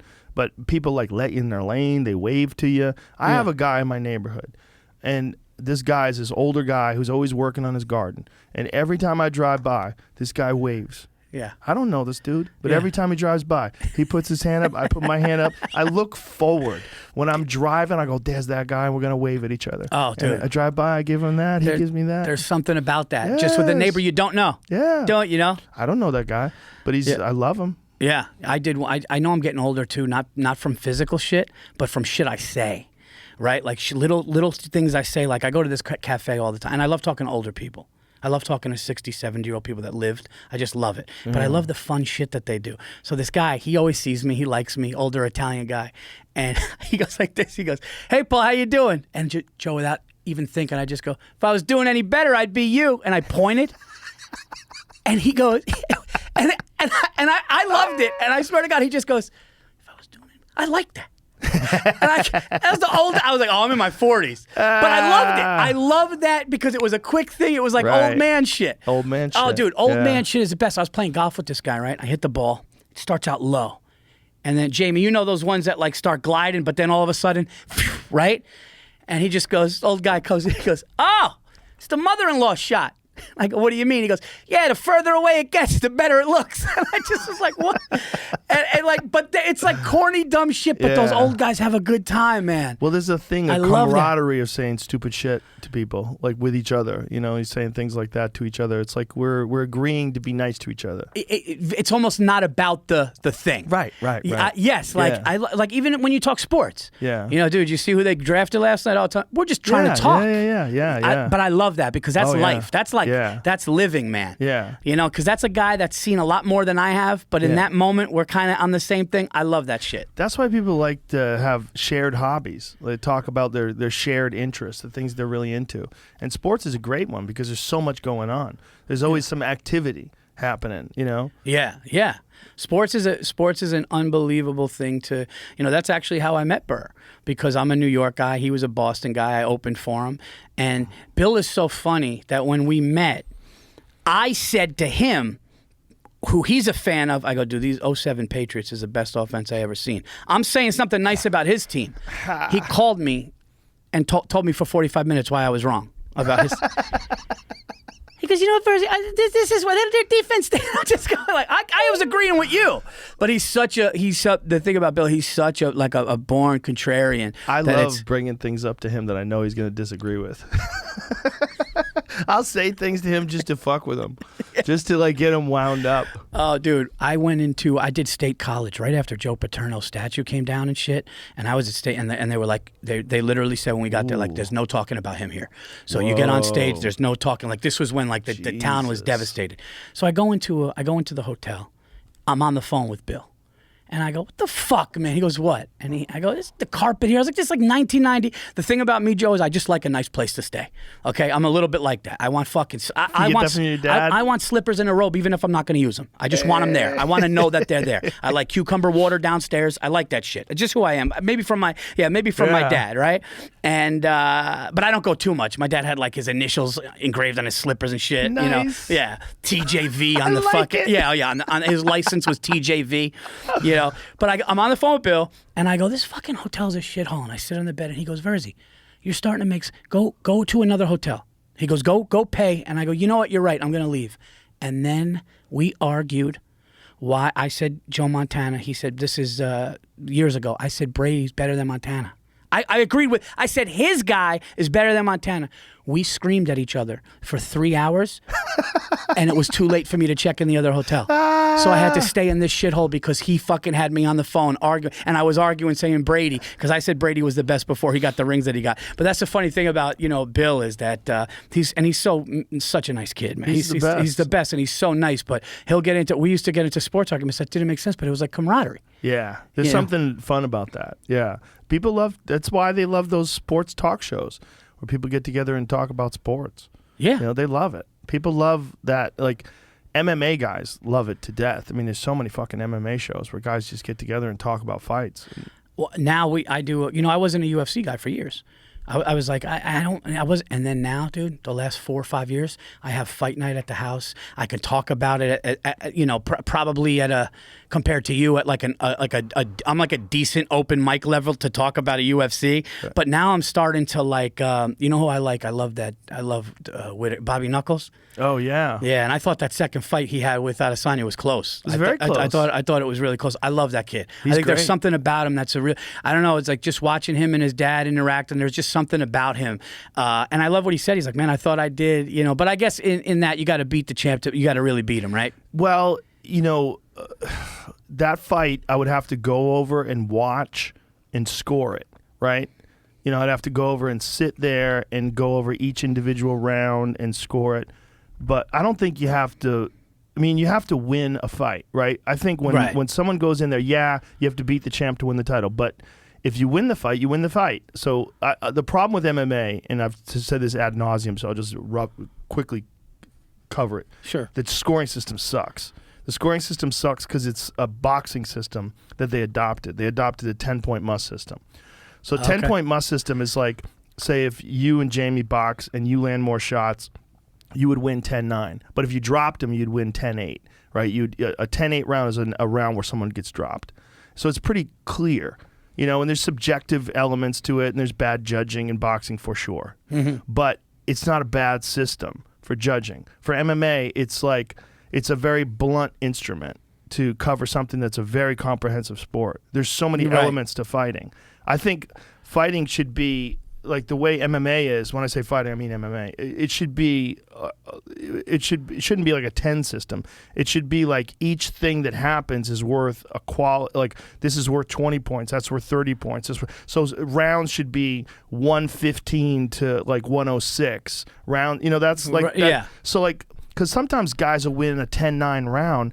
And who fucking knows who won? It's so close. And other times, the guy will dominate a round, and he'll win 10-9. It doesn't make any sense. Yeah. It doesn't make any sense to me. Yeah. Did you think that fight was as It's a very close fight. Whitaker's a bad motherfucker, and he came back after getting knocked out in the second round of the first fight. Almost got finished at the end of the first round in the first fight. Yes, I remember. And then Adesanya stops him in the second round, and then comes back, has this fucking great run, beats a lot of quality guys, and then fights for the title a second time again to try to win his title back, and it got down to the wire. It was very close. Yeah, it was a great fight to watch, and the other best fight I've seen was that Ortega versus with the recent Ortega.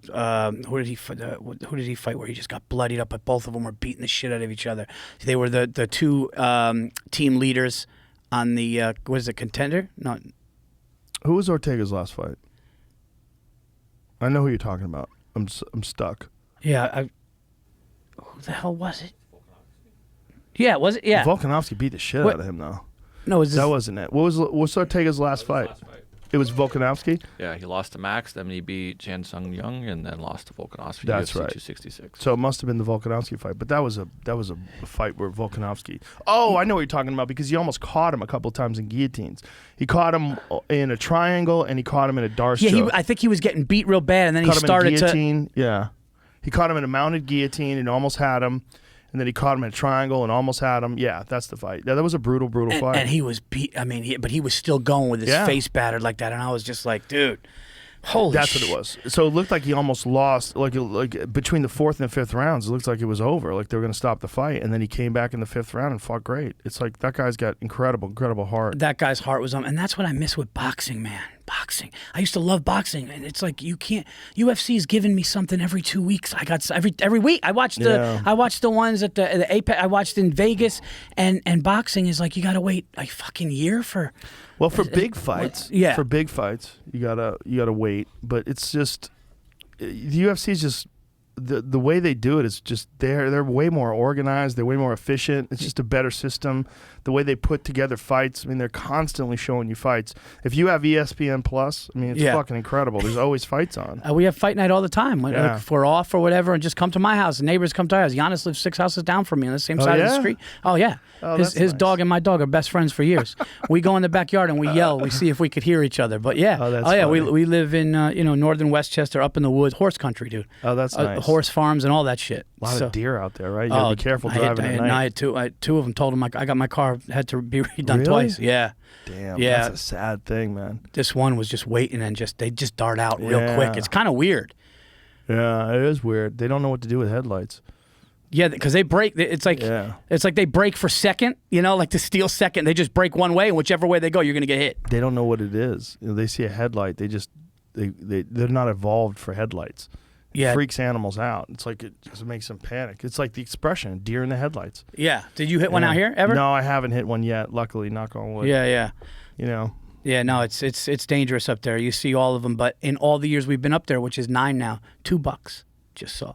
That's they it. hide. They know. They're at night. They know, man. If you go out at night, I bet they're all over the place. And when it's like a real quiet snowstorm and and nothing's out, I saw one just standing there, beautiful, man. I'm talking about there was a big boy standing there, and he was in the middle of the street, quiet snow, and I just watched him, man. And I was like, oh my god, that's why I can't like I got nothing against hunting, man, but when I hear something like moaning and shit. When I was in 8th grade, I shot a fucking blue jay with a pellet gun and like 13, and the thing went down, and I stared at it, I cried, and I was like, fuck this thing, I'm not built for this shit. I'm not built for this shit, dude. I can't do it, man. Yeah, I don't know. I've killed a lot of deer. I killed this one too. I shot that one in Iowa. Shout out to John Dudley. In Iowa? I shot that one in my friend John Dudley's ranch. Yeah, Iowa's a great place for deer. It's a crazy place for deer. It's like this. My friend John has a 600-acre property that's just set up for bow hunting. But my friend John is like one of the best bow hunters in the world. He's actually an archery coach. He was a former archery competitor. Wow. He's the guy who taught me how to shoot a bow. Shit. Yeah, but he's got this great spot. I've hunted deer on his place. I've hunted deer a bunch of times. I think deer are beautiful, and it's a sort of a contradiction. But the thing is, like, you have to control their numbers. There's no ifs, ands, or buts about it. So either you're going to bring in mountain lions and wolves, or you're going to hunt them. Because if you don't, they're going to get hit by cars. They're going to be everywhere, and they're going to get diseases. They're going to spread diseases. They're a prey animal, and they don't. We've set up this fucked up environment. Like Iowa's a good example. There's no wolves in Iowa, right? So what do these animals do? They just fucking breed.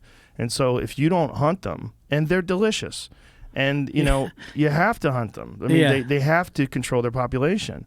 Yeah. And that money goes to wildlife resource protection. It goes to habitat and conservation. It's like there's a lot of value in the hunting them. But I understand that people wouldn't want to watch them die and suffer. But that's why you get accurate. Well, that's why you have to practice. Do you use guns ever, or is it only bows? I've used guns. Yeah. Yeah. I shot a pig last year with a gun. I shot a wild boar with a gun in California. It's a lot more effective. It's easier, but it's not as exciting. It's not as difficult to do because you could shoot a deer with a rifle from 200, 300 yards away. Right. With a bow, you don't have a chance. You have to get close? Inside. Well, you really want to be inside of 50. That's really what you want. What? Yeah.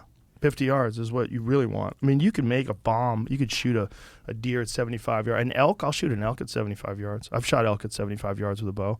But it's like, you can't, with a rifle, that's a chip shot. Now, are you in a tree stand? No. With the bow? With deer, yeah. I shot that deer from a tree stand. But but that's at John's place. Most of the time, like my friend John has it down. I mean, he rides in on electric bikes, so you don't leave scent on the ground.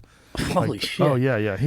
Iowa deer hunting in Iowa is like a religion, man. They don't fuck around because some of the biggest deer in the world live there. People move to Iowa specifically so that they can hunt there, because Iowa has residence tags that you can get that are different than, like, if you're an outsider and you want to hunt in Iowa and you want to draw a tag, it's very hard to get a deer tag. Yeah, it's complicated. Like, you got to put in every year and hopefully, but if you live there, you get an allotment. It's like it's easier, especially if you own property. Like John owns property, so he has like multiple deer at his place. Wow! And you said he's got 600 acres. Yeah, he's got an incredible place, and it's only bow and arrow. It's the only way he hunts. He doesn't let anybody use a rifle in his place. Oh, but it's not illegal. Oh no! It's all 100% legal.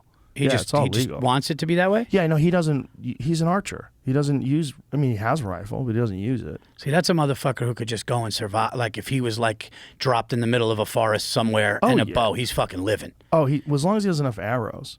It's not easy to make an arrow. Like the arrows that we use today, like my arrows are all carbon fiber. Okay, and then there's brass weights in them, and like in the front to make a higher FOC, which is like you want a higher weight in the front of the arrow, and then you have a broadhead, and you have vanes in the end, the feathers, but they're actually made out of plastic, and these vanes are steering the broadhead, making sure it goes straight, making sure the arrow goes straight. It's very complicated. Fuck. Yeah, there's a long, deep learning curve to archery, and then bow hunting. It's like archery at the highest level, because you're trying to sneak up on a target that has evolved for 1 million years to get away from mountain lions. Jesus. Yeah. Holy shit. Heavy duty stuff. That is real heavy duty stuff. Yeah. And he's like, he's a sniper with it? Oh my God. We were in Hawaii. This is how good this motherfucker is. We were in Hawaii. We're hunting axis deer, and axis deer are the hardest deer to hunt because they evolved to get away from tigers. Yeah. So they are the fastest fucking things you've ever seen in your life. When they're gone. Like, you can't believe how fast they move. It's bizarre how fast they move. So we're in a truck, and we're headed towards this hunting spot. And John goes, stop the truck. Stop. And he sees a bedded deer that's 60 yards away. And I go, you going to shoot it from the truck? He goes, fuck yeah. And so he leans his body out of it. John's huge. He's like 6'6". He's a really tall guy. And he's got these long fucking giraffe arms. He leans out of the truck with his bow and shoots a perfect 60-yard shot into the heart of this deer. What? That's bedded 60 yards off the side of the road. And you watch the arrow just right behind the shoulder, right into the heart. The deer's dead almost instantly. And that's he was aiming. That's his kill shot. Oh yeah, it's a perfect shot. Perfect shot from a truck. From a truck, hanging out of his foot. So, like, when you're shooting, like, say if you're shooting something, if you're a target archer, right? You're in the Olympics or something like that. Like, your stance is very important, right? You have to stand with your toes, have to be in line with where the arrow's going to be. You draw back, you anchor, like, everything has to be perfect, and then you release the arrow. Like, you want all your mechanics to line up. This motherfucker is out a truck. It's impossible to do that and still hits a perfect 60-yard shot. That's wild. wild. Incredible. That's fucking wild, man. That's how good he is. But he's been doing it his whole life. He's a master. And he taught you. Yeah, he taught me. And my friend Cam Haynes, he taught me too. Both those guys taught me. But there's a long learning curve to archery. But for me, archery, even if I never hunted again, I will never stop doing archery. But just shooting targets is like when you got that pin settled on that target, and you're trying to keep it steady, and you're just going through your shot process and pulling through the shot, and the arrow breaks, and you watch that arrow right into the bullseye. It's one of the most satisfying feelings in life. I have a hard time going back and getting it off right. Just getting it fucking off. It wouldn't leave the street. It's just practice. It's just practice. It's like stand-up. Think about the first time you ever did stand-up. Yeah. You're like, blah, blah, blah. You hear your own voice. You hear your own voice in the microphone. It sounds goofy. You hear a couple people laughing. You're like, is that a sympathy laugh? Is that a real laugh? I know. You know? Yeah. Do you remember the first joke you ever told? First joke I ever told. I don't know. It was bad, man. Oh, yeah, of course it was bad. I know. I think the first time I did an open mic in Woodstock, New York. I did an open mic in Woodstock, New York at a bar called Joyous Lake. And it's such a famous place that like the Stones and all these bands would play there practicing to do Woodstock. Wow. And they did a Tuesday night open mic, but it wasn't just comedy. Wow. So a fucking poet could go up there, like all the like people reading poems. And I went up there with 3 friends, nothing written. So I thought that I can just, like, my dream was to do, I thought I could just go up and do, so I was just saying, like, I was like, what do you mean? Like, the cigarette pack says may cause cancer. It does cause, I didn't have jokes. Right. Like, I didn't have jokes, and I felt so bad.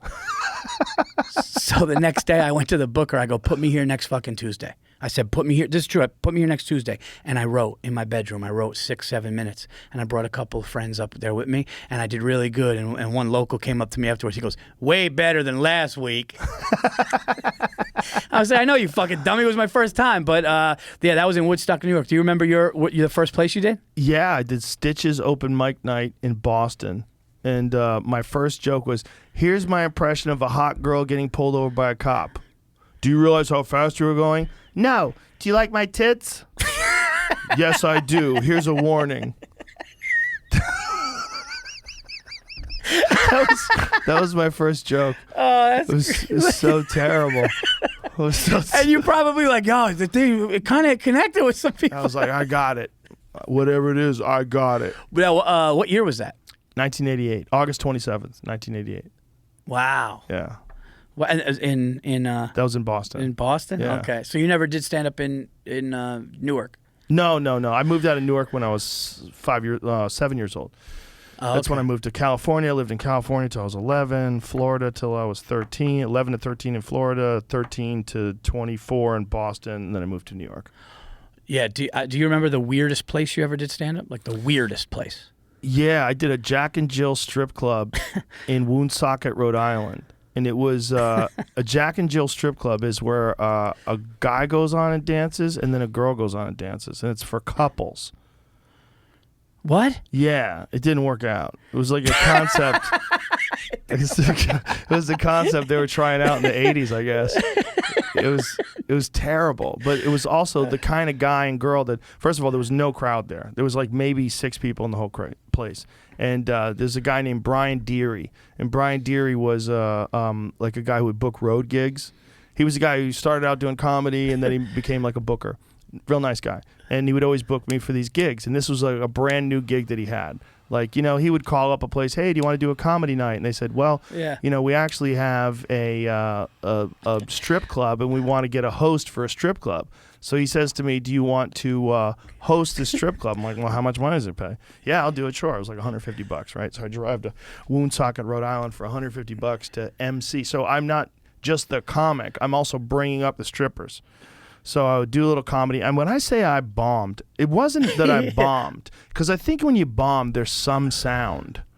This was silence.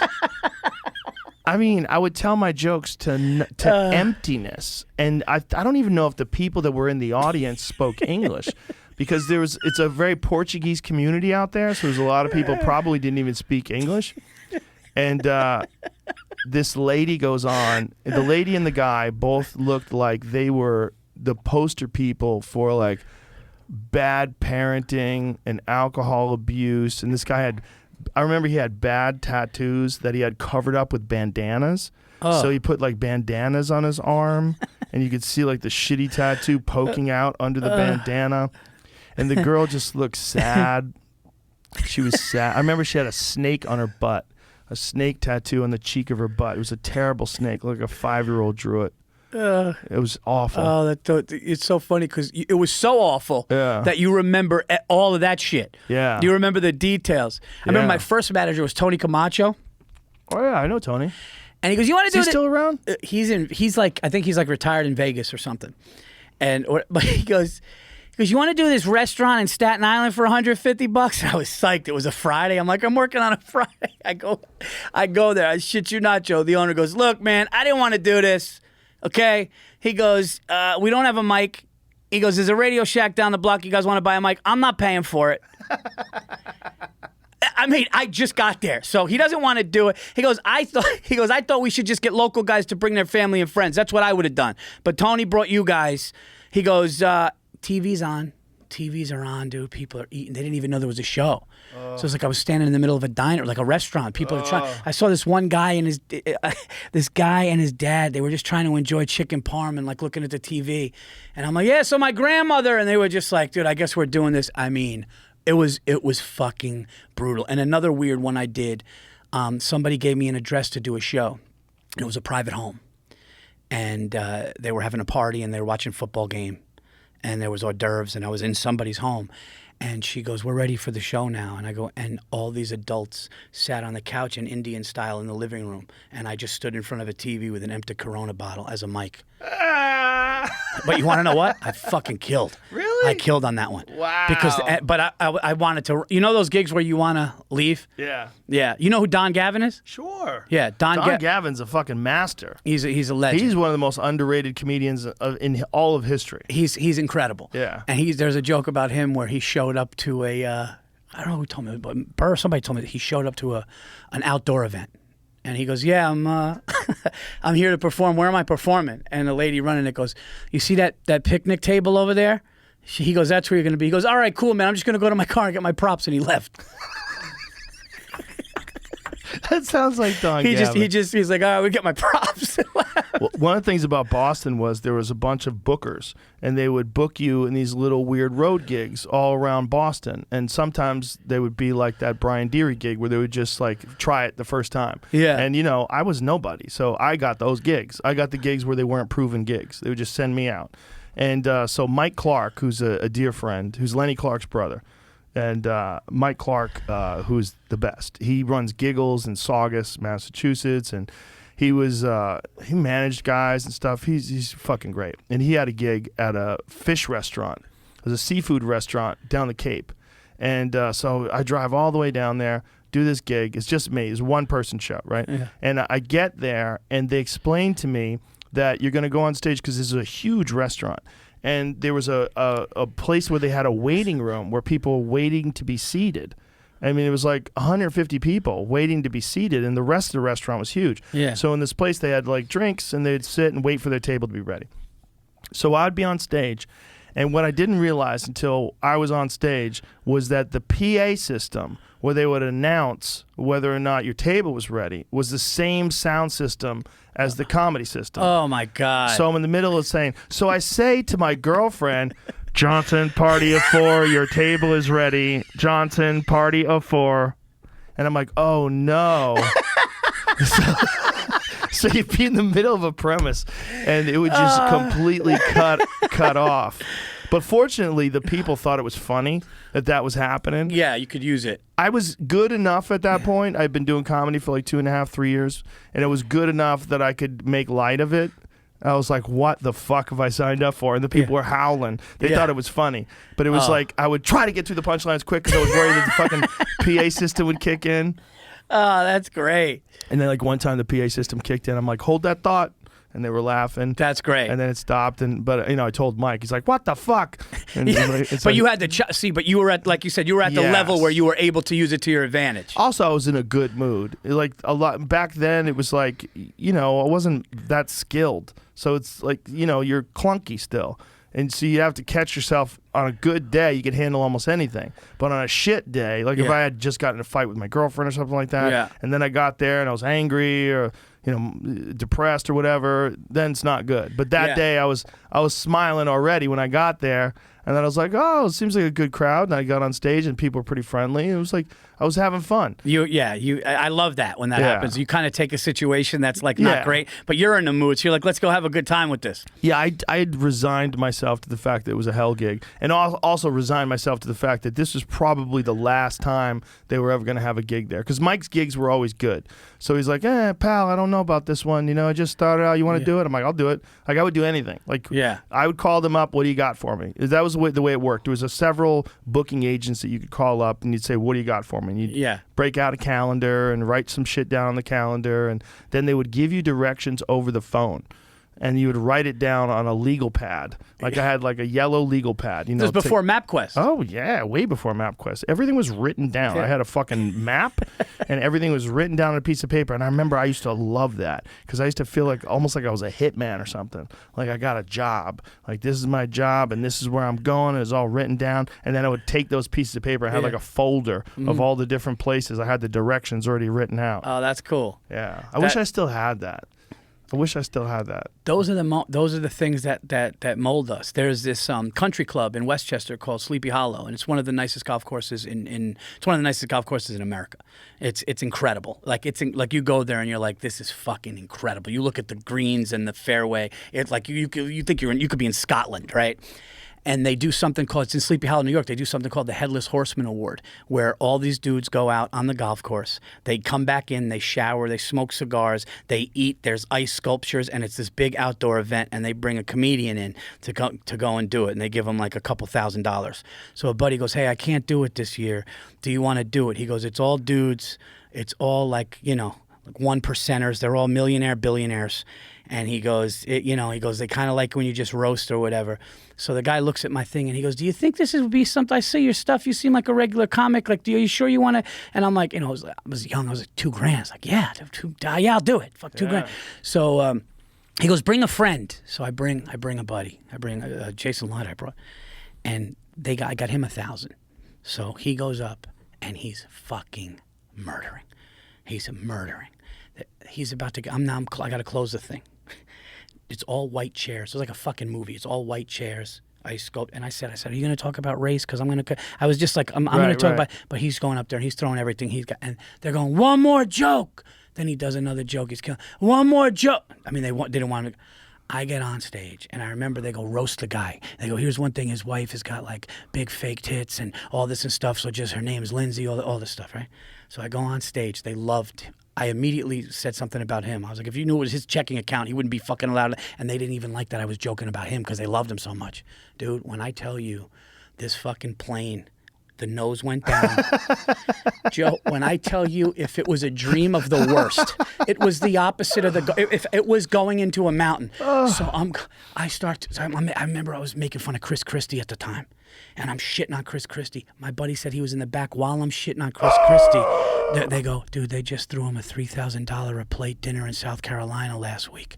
Oh. So now I'm in panic. Well, you know when you're in panic mode? Yeah. So you're just, all the bullets, everything. I'm pulling the gun out of my ankle, everything I got, right? So I go, all right, roast him. And I remember wife's name. So I go, hey, man. So I go, this guy's got a lot of money. He's got his hands on a lot of paper and plastic. And by plastic, I mean his wife Lindsay's tits. And everyone goes, whoa, whoa, whoa. And like the grandfather was there. And in my mind, I'm going, they told me, dude, everything I did. Joe, everything I fucking did.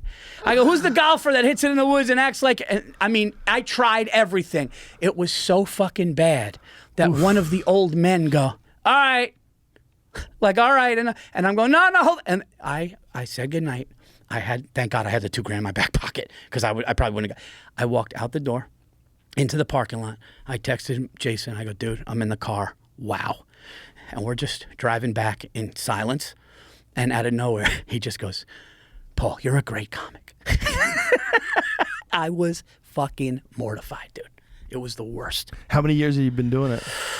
Oof, this was probably, I don't know. I mean, I've been doing it. I was a pro, dude. So I was So doing. did you go on stage nervous? Were you nervous about following him because he was killing?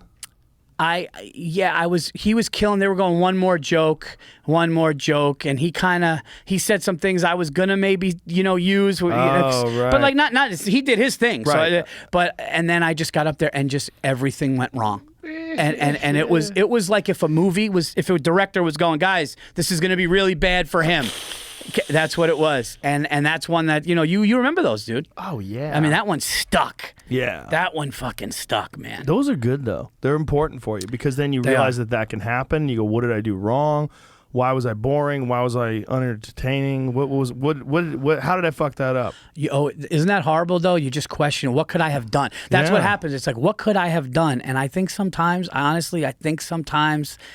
sometimes there are things you could do, and other times it's just, sometimes I just, what can you do? With what you had at the moment, that's the problem. Like if you went up there now today, you could probably just go right into some material. Nice to be here. Thank you very much. And you'd be more smooth and composed, and they would just follow along with you, and you'd probably get them. Right. But you know, those early days. Or now today I could be, and I mean, I was still, I was actually pretty more advanced though. I think what it was I think when I made the turn to roast and say that about his wife, and I don't know if that's what really turned.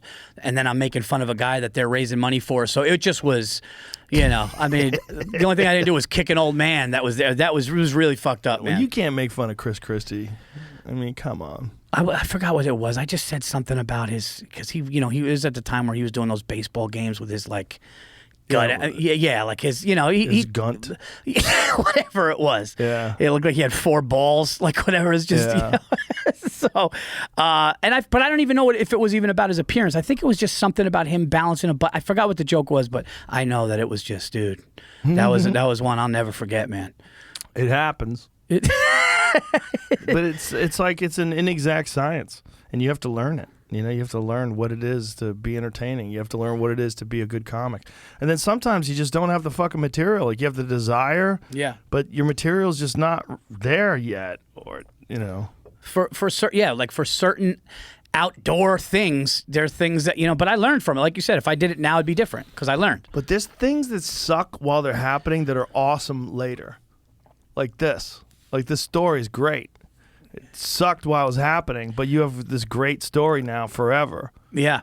Yeah, no, that's and when we're old and like retired and not doing stand-up anymore, and people say, what, that's something that you'll tell hey, do you remember a bad night? Yeah, that's a fucking night that I remember that was bad.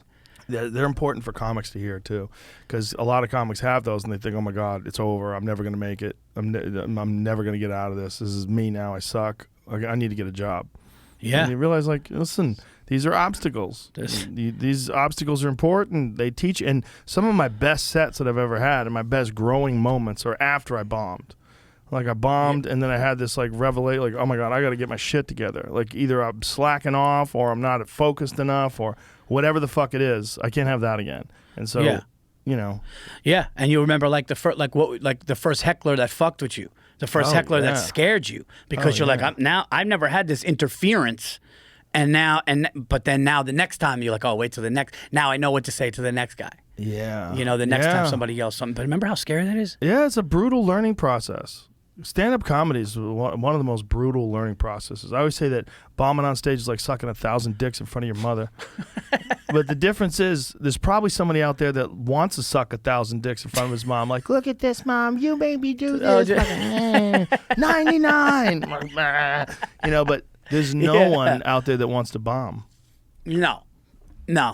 But there are some comics that, like, when it's going bad, they go, okay. I remember one time I saw Jim Norton at the Cellar, and he just goes, all right, you people need to be disciplined. And he just went hard. Like, it was just like, all right, if this is the road we're going. I've done that sometimes, like if I'm at the stand or the Cellar or something like that, and there's like, and I just know the crowd is being like, I'm like, you clearly know it's them. Yeah. They're like, I'm gonna give them this one because they're gonna hate this one too. There's those shows. Like, Norton puts a lot of fucking material up online. He's always putting up those little clips on Instagram and stuff like that. Yeah. It seems like he's always at the Cellar working. Yeah. Does he do the road? Is he doing the road these days? I think he does. Yeah, he does the road. He's great, man. He's a funny motherfucker. Yeah, and such a unique little character. Yeah, he's such an unusual human. How many people like Jim Norton? And dude, that Chip Chipperson shit is the funniest fucking. Dude, the Chip Chipperson shit is just so unbelievably funny. Yeah, it's such a weird thing he does. He does that podcast with Chip. Where he puts the wig on, the glasses. What about Doug Bell? What's Doug Bell? I don't know that one. Doug Bell is a character about a comic in the '90s who thinks he's like a legend, but he's not, and he's got like blonde hair. Oh my God. And he'll talk low, and then he'll be like, and then he'll look at the producer, yeah, take that out because I don't need, but like he's like nowhere. They're like, yeah, take that out. Oh my God, it's so fucking funny, dude. He's the guy I tried to talk into doing podcasts a long time ago, but he's got that relationship with Sirius, because he was on Opie and Anthony, and then he went from Opie and Anthony to Jim and Sam. It's like, they're great on that show, but it's just like, man, your shit should be everywhere. Yeah. And I think it is with What is this? Oh, it's Doug Bell. Doug Bell. Bell. This is his character. Let me see some of it. That's cameo, so it's gonna be. Let's see. Hey, Cameo World. It's Doug Bell, better known as Doug Ring My Bell. Doug Bell. This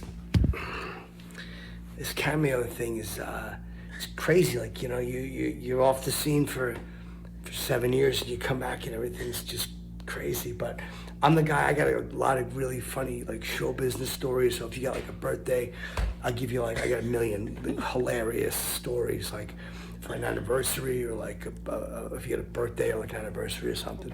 Like whatever. Like I got stories of it. Like I was on stage one night and I'm doing my show and I used to have this joke right at the end where I'd go like, "No, don't ever get married," and like you like ring the bell. And Chris Rock comes in, he goes on, and he goes, hey Bell. And I look, what? I'll be with you in a second. I'm taping this. It's for Cameo. I need the money. So, you know, like that, like I had so many. So just, if you want a cameo, like a crazy story like that or whatever, just, you know, it's good to see you again. I'm back, and I'm better than ever. What is wrong with him? Weird thing, there's real people like that out there. Yeah, that's what's fucked. Like he's tapping into those guys that we know that were like kind of headliners in the 80s and then they vanished. Yeah. They'll stop by and try to do a guest set somewhere and no one wants them to go on. Yeah, that's fear, man. Yeah. Like that's like I just think about those guys that dedicated 30-something years, and Did they really though? That's a good question. That's actually a good question. Yeah, that's what really's happened. How much effort did they actually put forth? Yeah, because it's like, yeah, what did you do? What did you do? Did you do enough? Because like, I'm sure you're the same way. I was just never like I always just was like had to work and had to get the goals and short term, long term, and whatever you fell short, you work harder to get. But what's brilliant about that character is that guy who thinks everything he does is amazing and great and that he's a legend. It's like that is exactly what makes a guy like that. That's what makes you never get past that. Is that attitude that you are. Yeah. Yeah. Mental traps. Like people set themselves up. They give themselves these little fucking safety nets where they're always going to be okay, and that they never really put themselves out there. I remember one time I saw an older comedian go up to the young guy. Hey, what are you going to do tonight? He said to the guy going, what are you going to do? Like, what's your material? Tell me. And the guy was like, well, I was thinking about talking about this. He goes, no. Here's what and it's like the guy was nowhere. It's like, what the fuck are you listening to that guy for?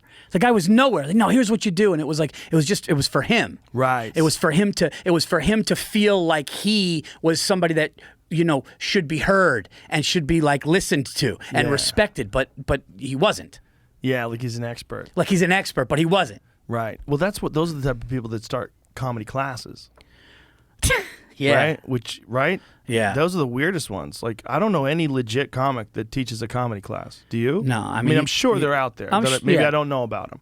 I'm not disparaging because it's a weird art form in that no one teaches you how to do it. Right. Like, someone will teach you how to play guitar. There's songwriting courses.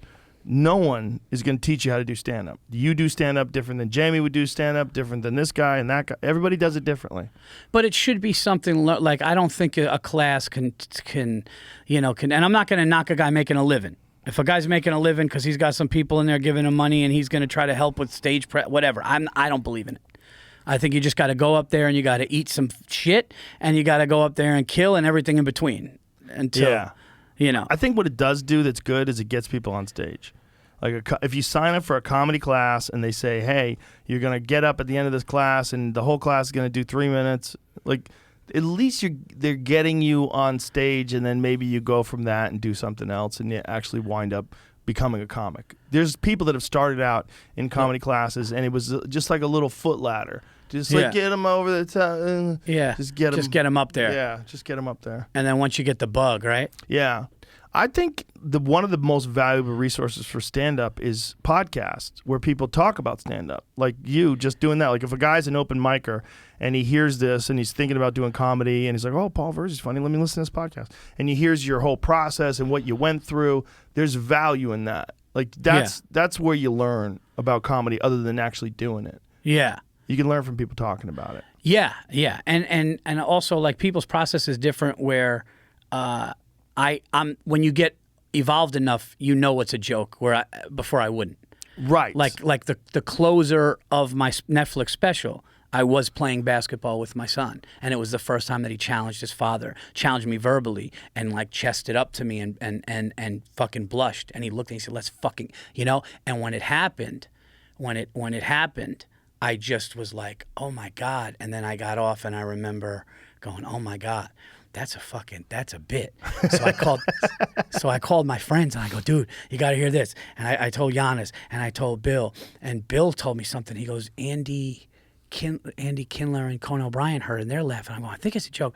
So I did it once at New York Comedy Club and I did it once at the Cellar. And somebody goes, close at the Garden with it. And I go, dude, I can't close at the Garden. There's 18,000 people. They go, close at the Garden with it. So I said, this is what I'm going to do. I'm going to do my set at the Garden, and if it's going well, I'm going to do that joke.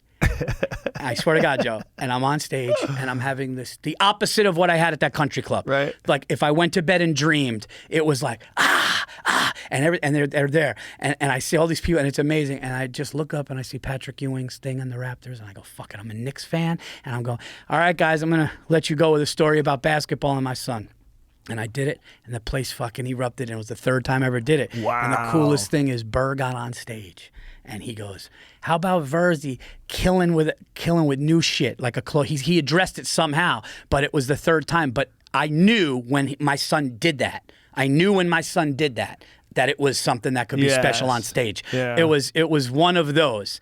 But where before you're doing it a while, you wouldn't know. Right. So that moment leaves. Yeah. Right? Right. You got to capture that moment. You got to capture that moment. Go, oh my God, this is a story on stage that people are going to be captivated by. But you wouldn't know it, when you're a 2-3 year comic. How do you write? Do you sit down and write? Never. No? Never.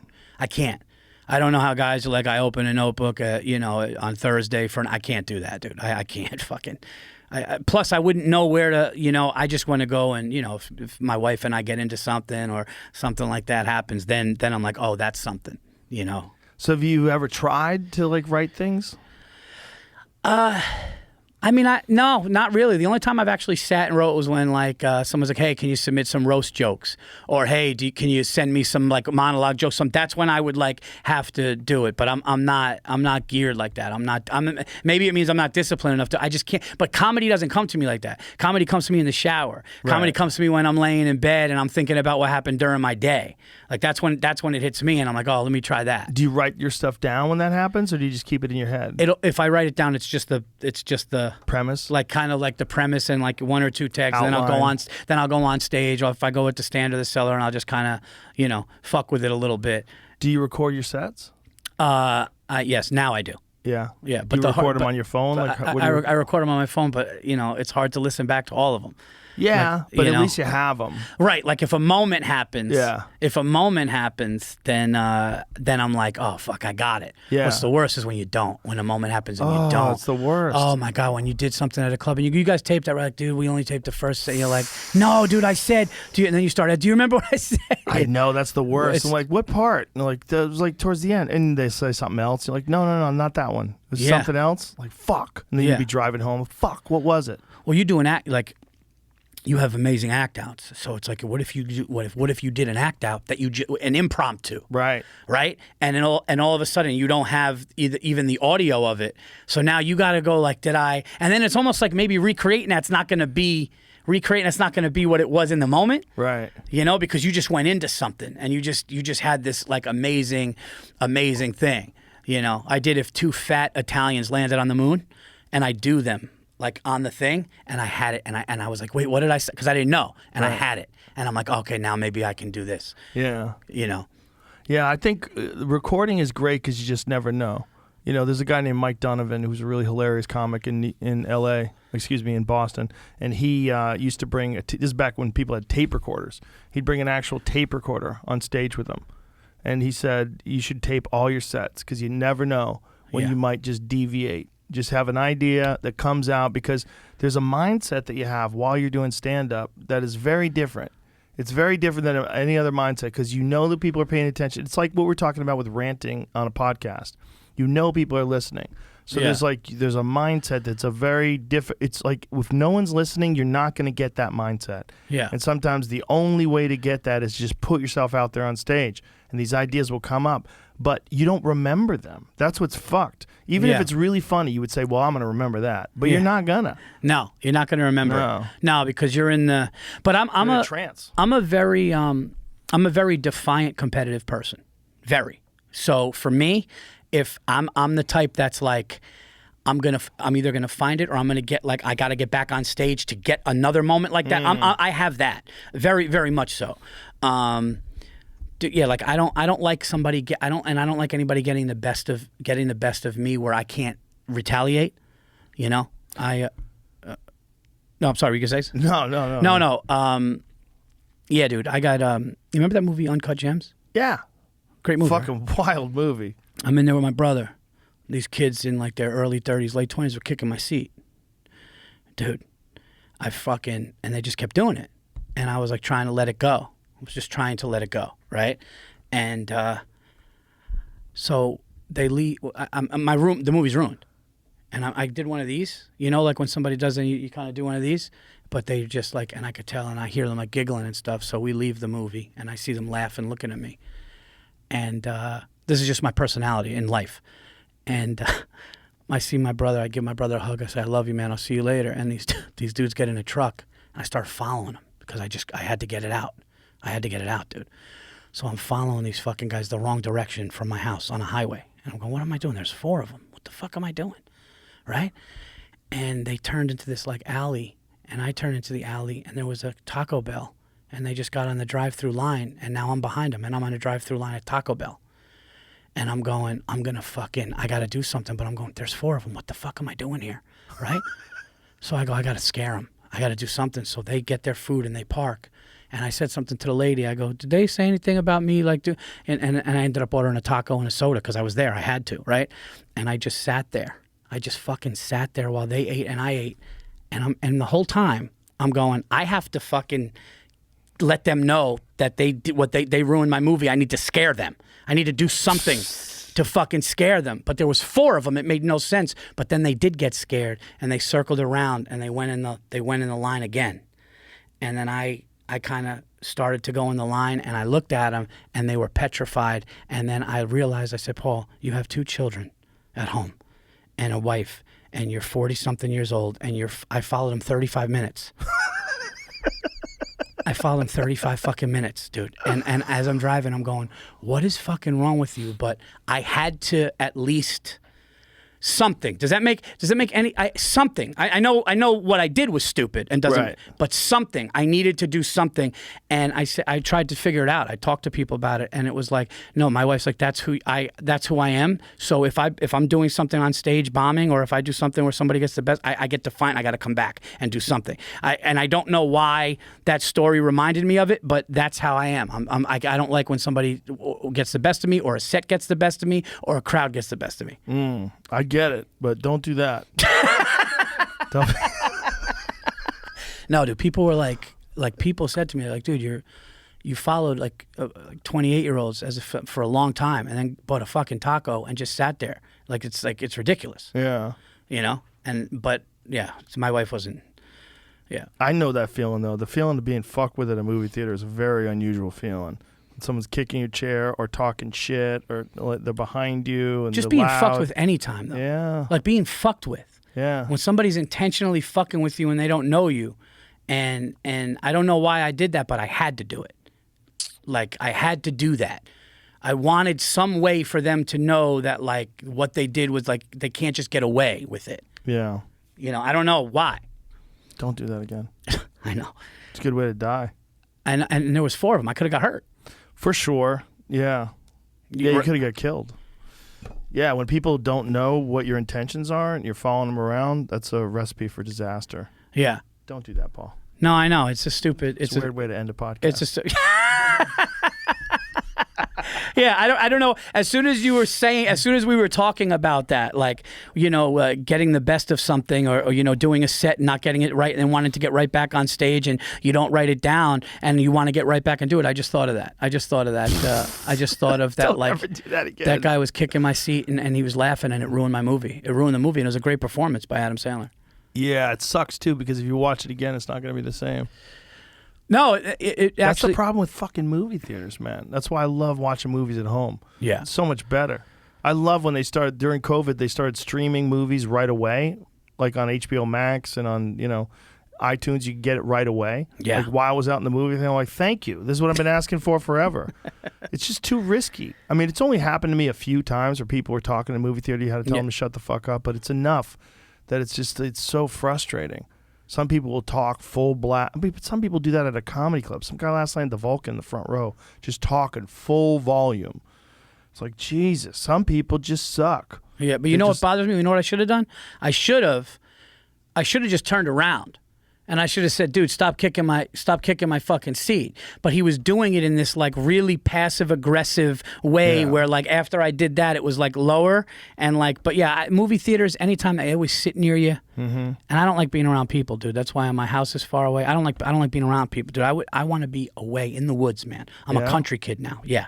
Now you are? Oh, I'm a country kid now. I want fucking horses. I told my wife I want a fucking horse. I want to be away from people, man. I want to be in the woods. I want to do comedy. That's what I do. I drive to New York City. New York City sucks now, man. It sucks. In what way? It sucks. Well, I got to be honest, man. The homeless thing in Austin's not great. I mean, I saw a guy try to kill himself and jump in front of a truck the last time I did the Vulcan. He was asking How for long money. ago was this? 4 people said no, and he goes, fuck this, and he started screaming out words, and he tried jumping in front of a truck. And that's happening in a lot of cities, but New York, too. New York is shitty Austin's now. cleaned up the homeless a lot. They used to have tents everywhere. They're all gone now. Oh, is it? Yeah, they don't do it. They don't allow it anymore. They passed an ordinance. And they Oh, started well, cleaning up. this was probably like 6 months ago, so Yeah. maybe that's it. But no, I do my sets in the city. I get to feel New York City, and I feel that feeling, and then I drive up, and I got woods. I got deer. It's a good contrast. It's amazing. It's amazing. And I have a lot of land. I have a nice plot of land. And we just look at it. And I'm 800 feet elevated. So the sun sets nice. behind the mountains. And my wife has this beautiful garden. We got a fire pit. And it's just life gets quiet and life feels good. And that's the way that it should be, man. You can't live. You're not supposed to, a human being is not supposed to have a fucking 8-foot backyard where you could lean over and touch your neighbor's house. Some people love it, though. Ari loves it. My friend Jeff loves it, too. Yeah, but Ari came to my backyard and fucking we drank a bottle till 7 o'clock in the morning at the fire pit. He looked up and he goes, "Oh my God, I could do mushrooms here forever." all the comics that like get high and do that, they came to my house. They was just like, "Dude, we got to go to VIrzi's fire pit and do mushrooms and stare at the stars." And I'm like, "Or you could just hang out, you know." Well, Ari's a big mushroom fan. He does that shroom fest thing every summer. Yeah. You know? I can't fuck with psychedelic shit. No? No.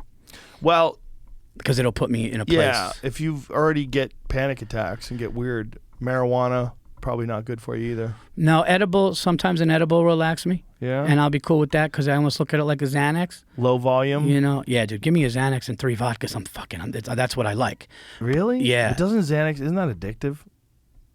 Yeah. How often do you take Xanax? No, not a lot at all. Yeah. But you know, I'm just What's saying. not a lot at all? No, I haven't taken Xanax in years. Okay. I haven't taken Xanax in years, but I like a mellow, calming. But when I start thinking about like why I exist, I'll start crying. Like if I start we Really? were talking at the beginning of the podcast about like why aliens, like, you know, I had a panic attack thinking that we were in a ball in space. The other day I was driving and I realized that we were on a ball that's moving in infinite space. Yeah. And I freaked out because as a kid growing up, you think we're here. Like you think we're down, right? Right. Like we're flat on the floor and everything is up there. And I just like shit like that. So me getting super high. Dude, I took an edible. My brother-in-law gave me a macadamia chocolate bar and he goes, "Paul, this is the highest potent shit ever. You can only have 1 square in it. Only have 1 square in it. That's it." So I bit it and it was delicious. And 45 minutes go by and nothing really. So I took another one. Dude, I told my wife to take me to the hospital. I fucking hallucinated. And here's the fucked up thing. I slept in my son's bedroom And I woke up. I couldn't remember that I had to piss. I couldn't even hold a thought.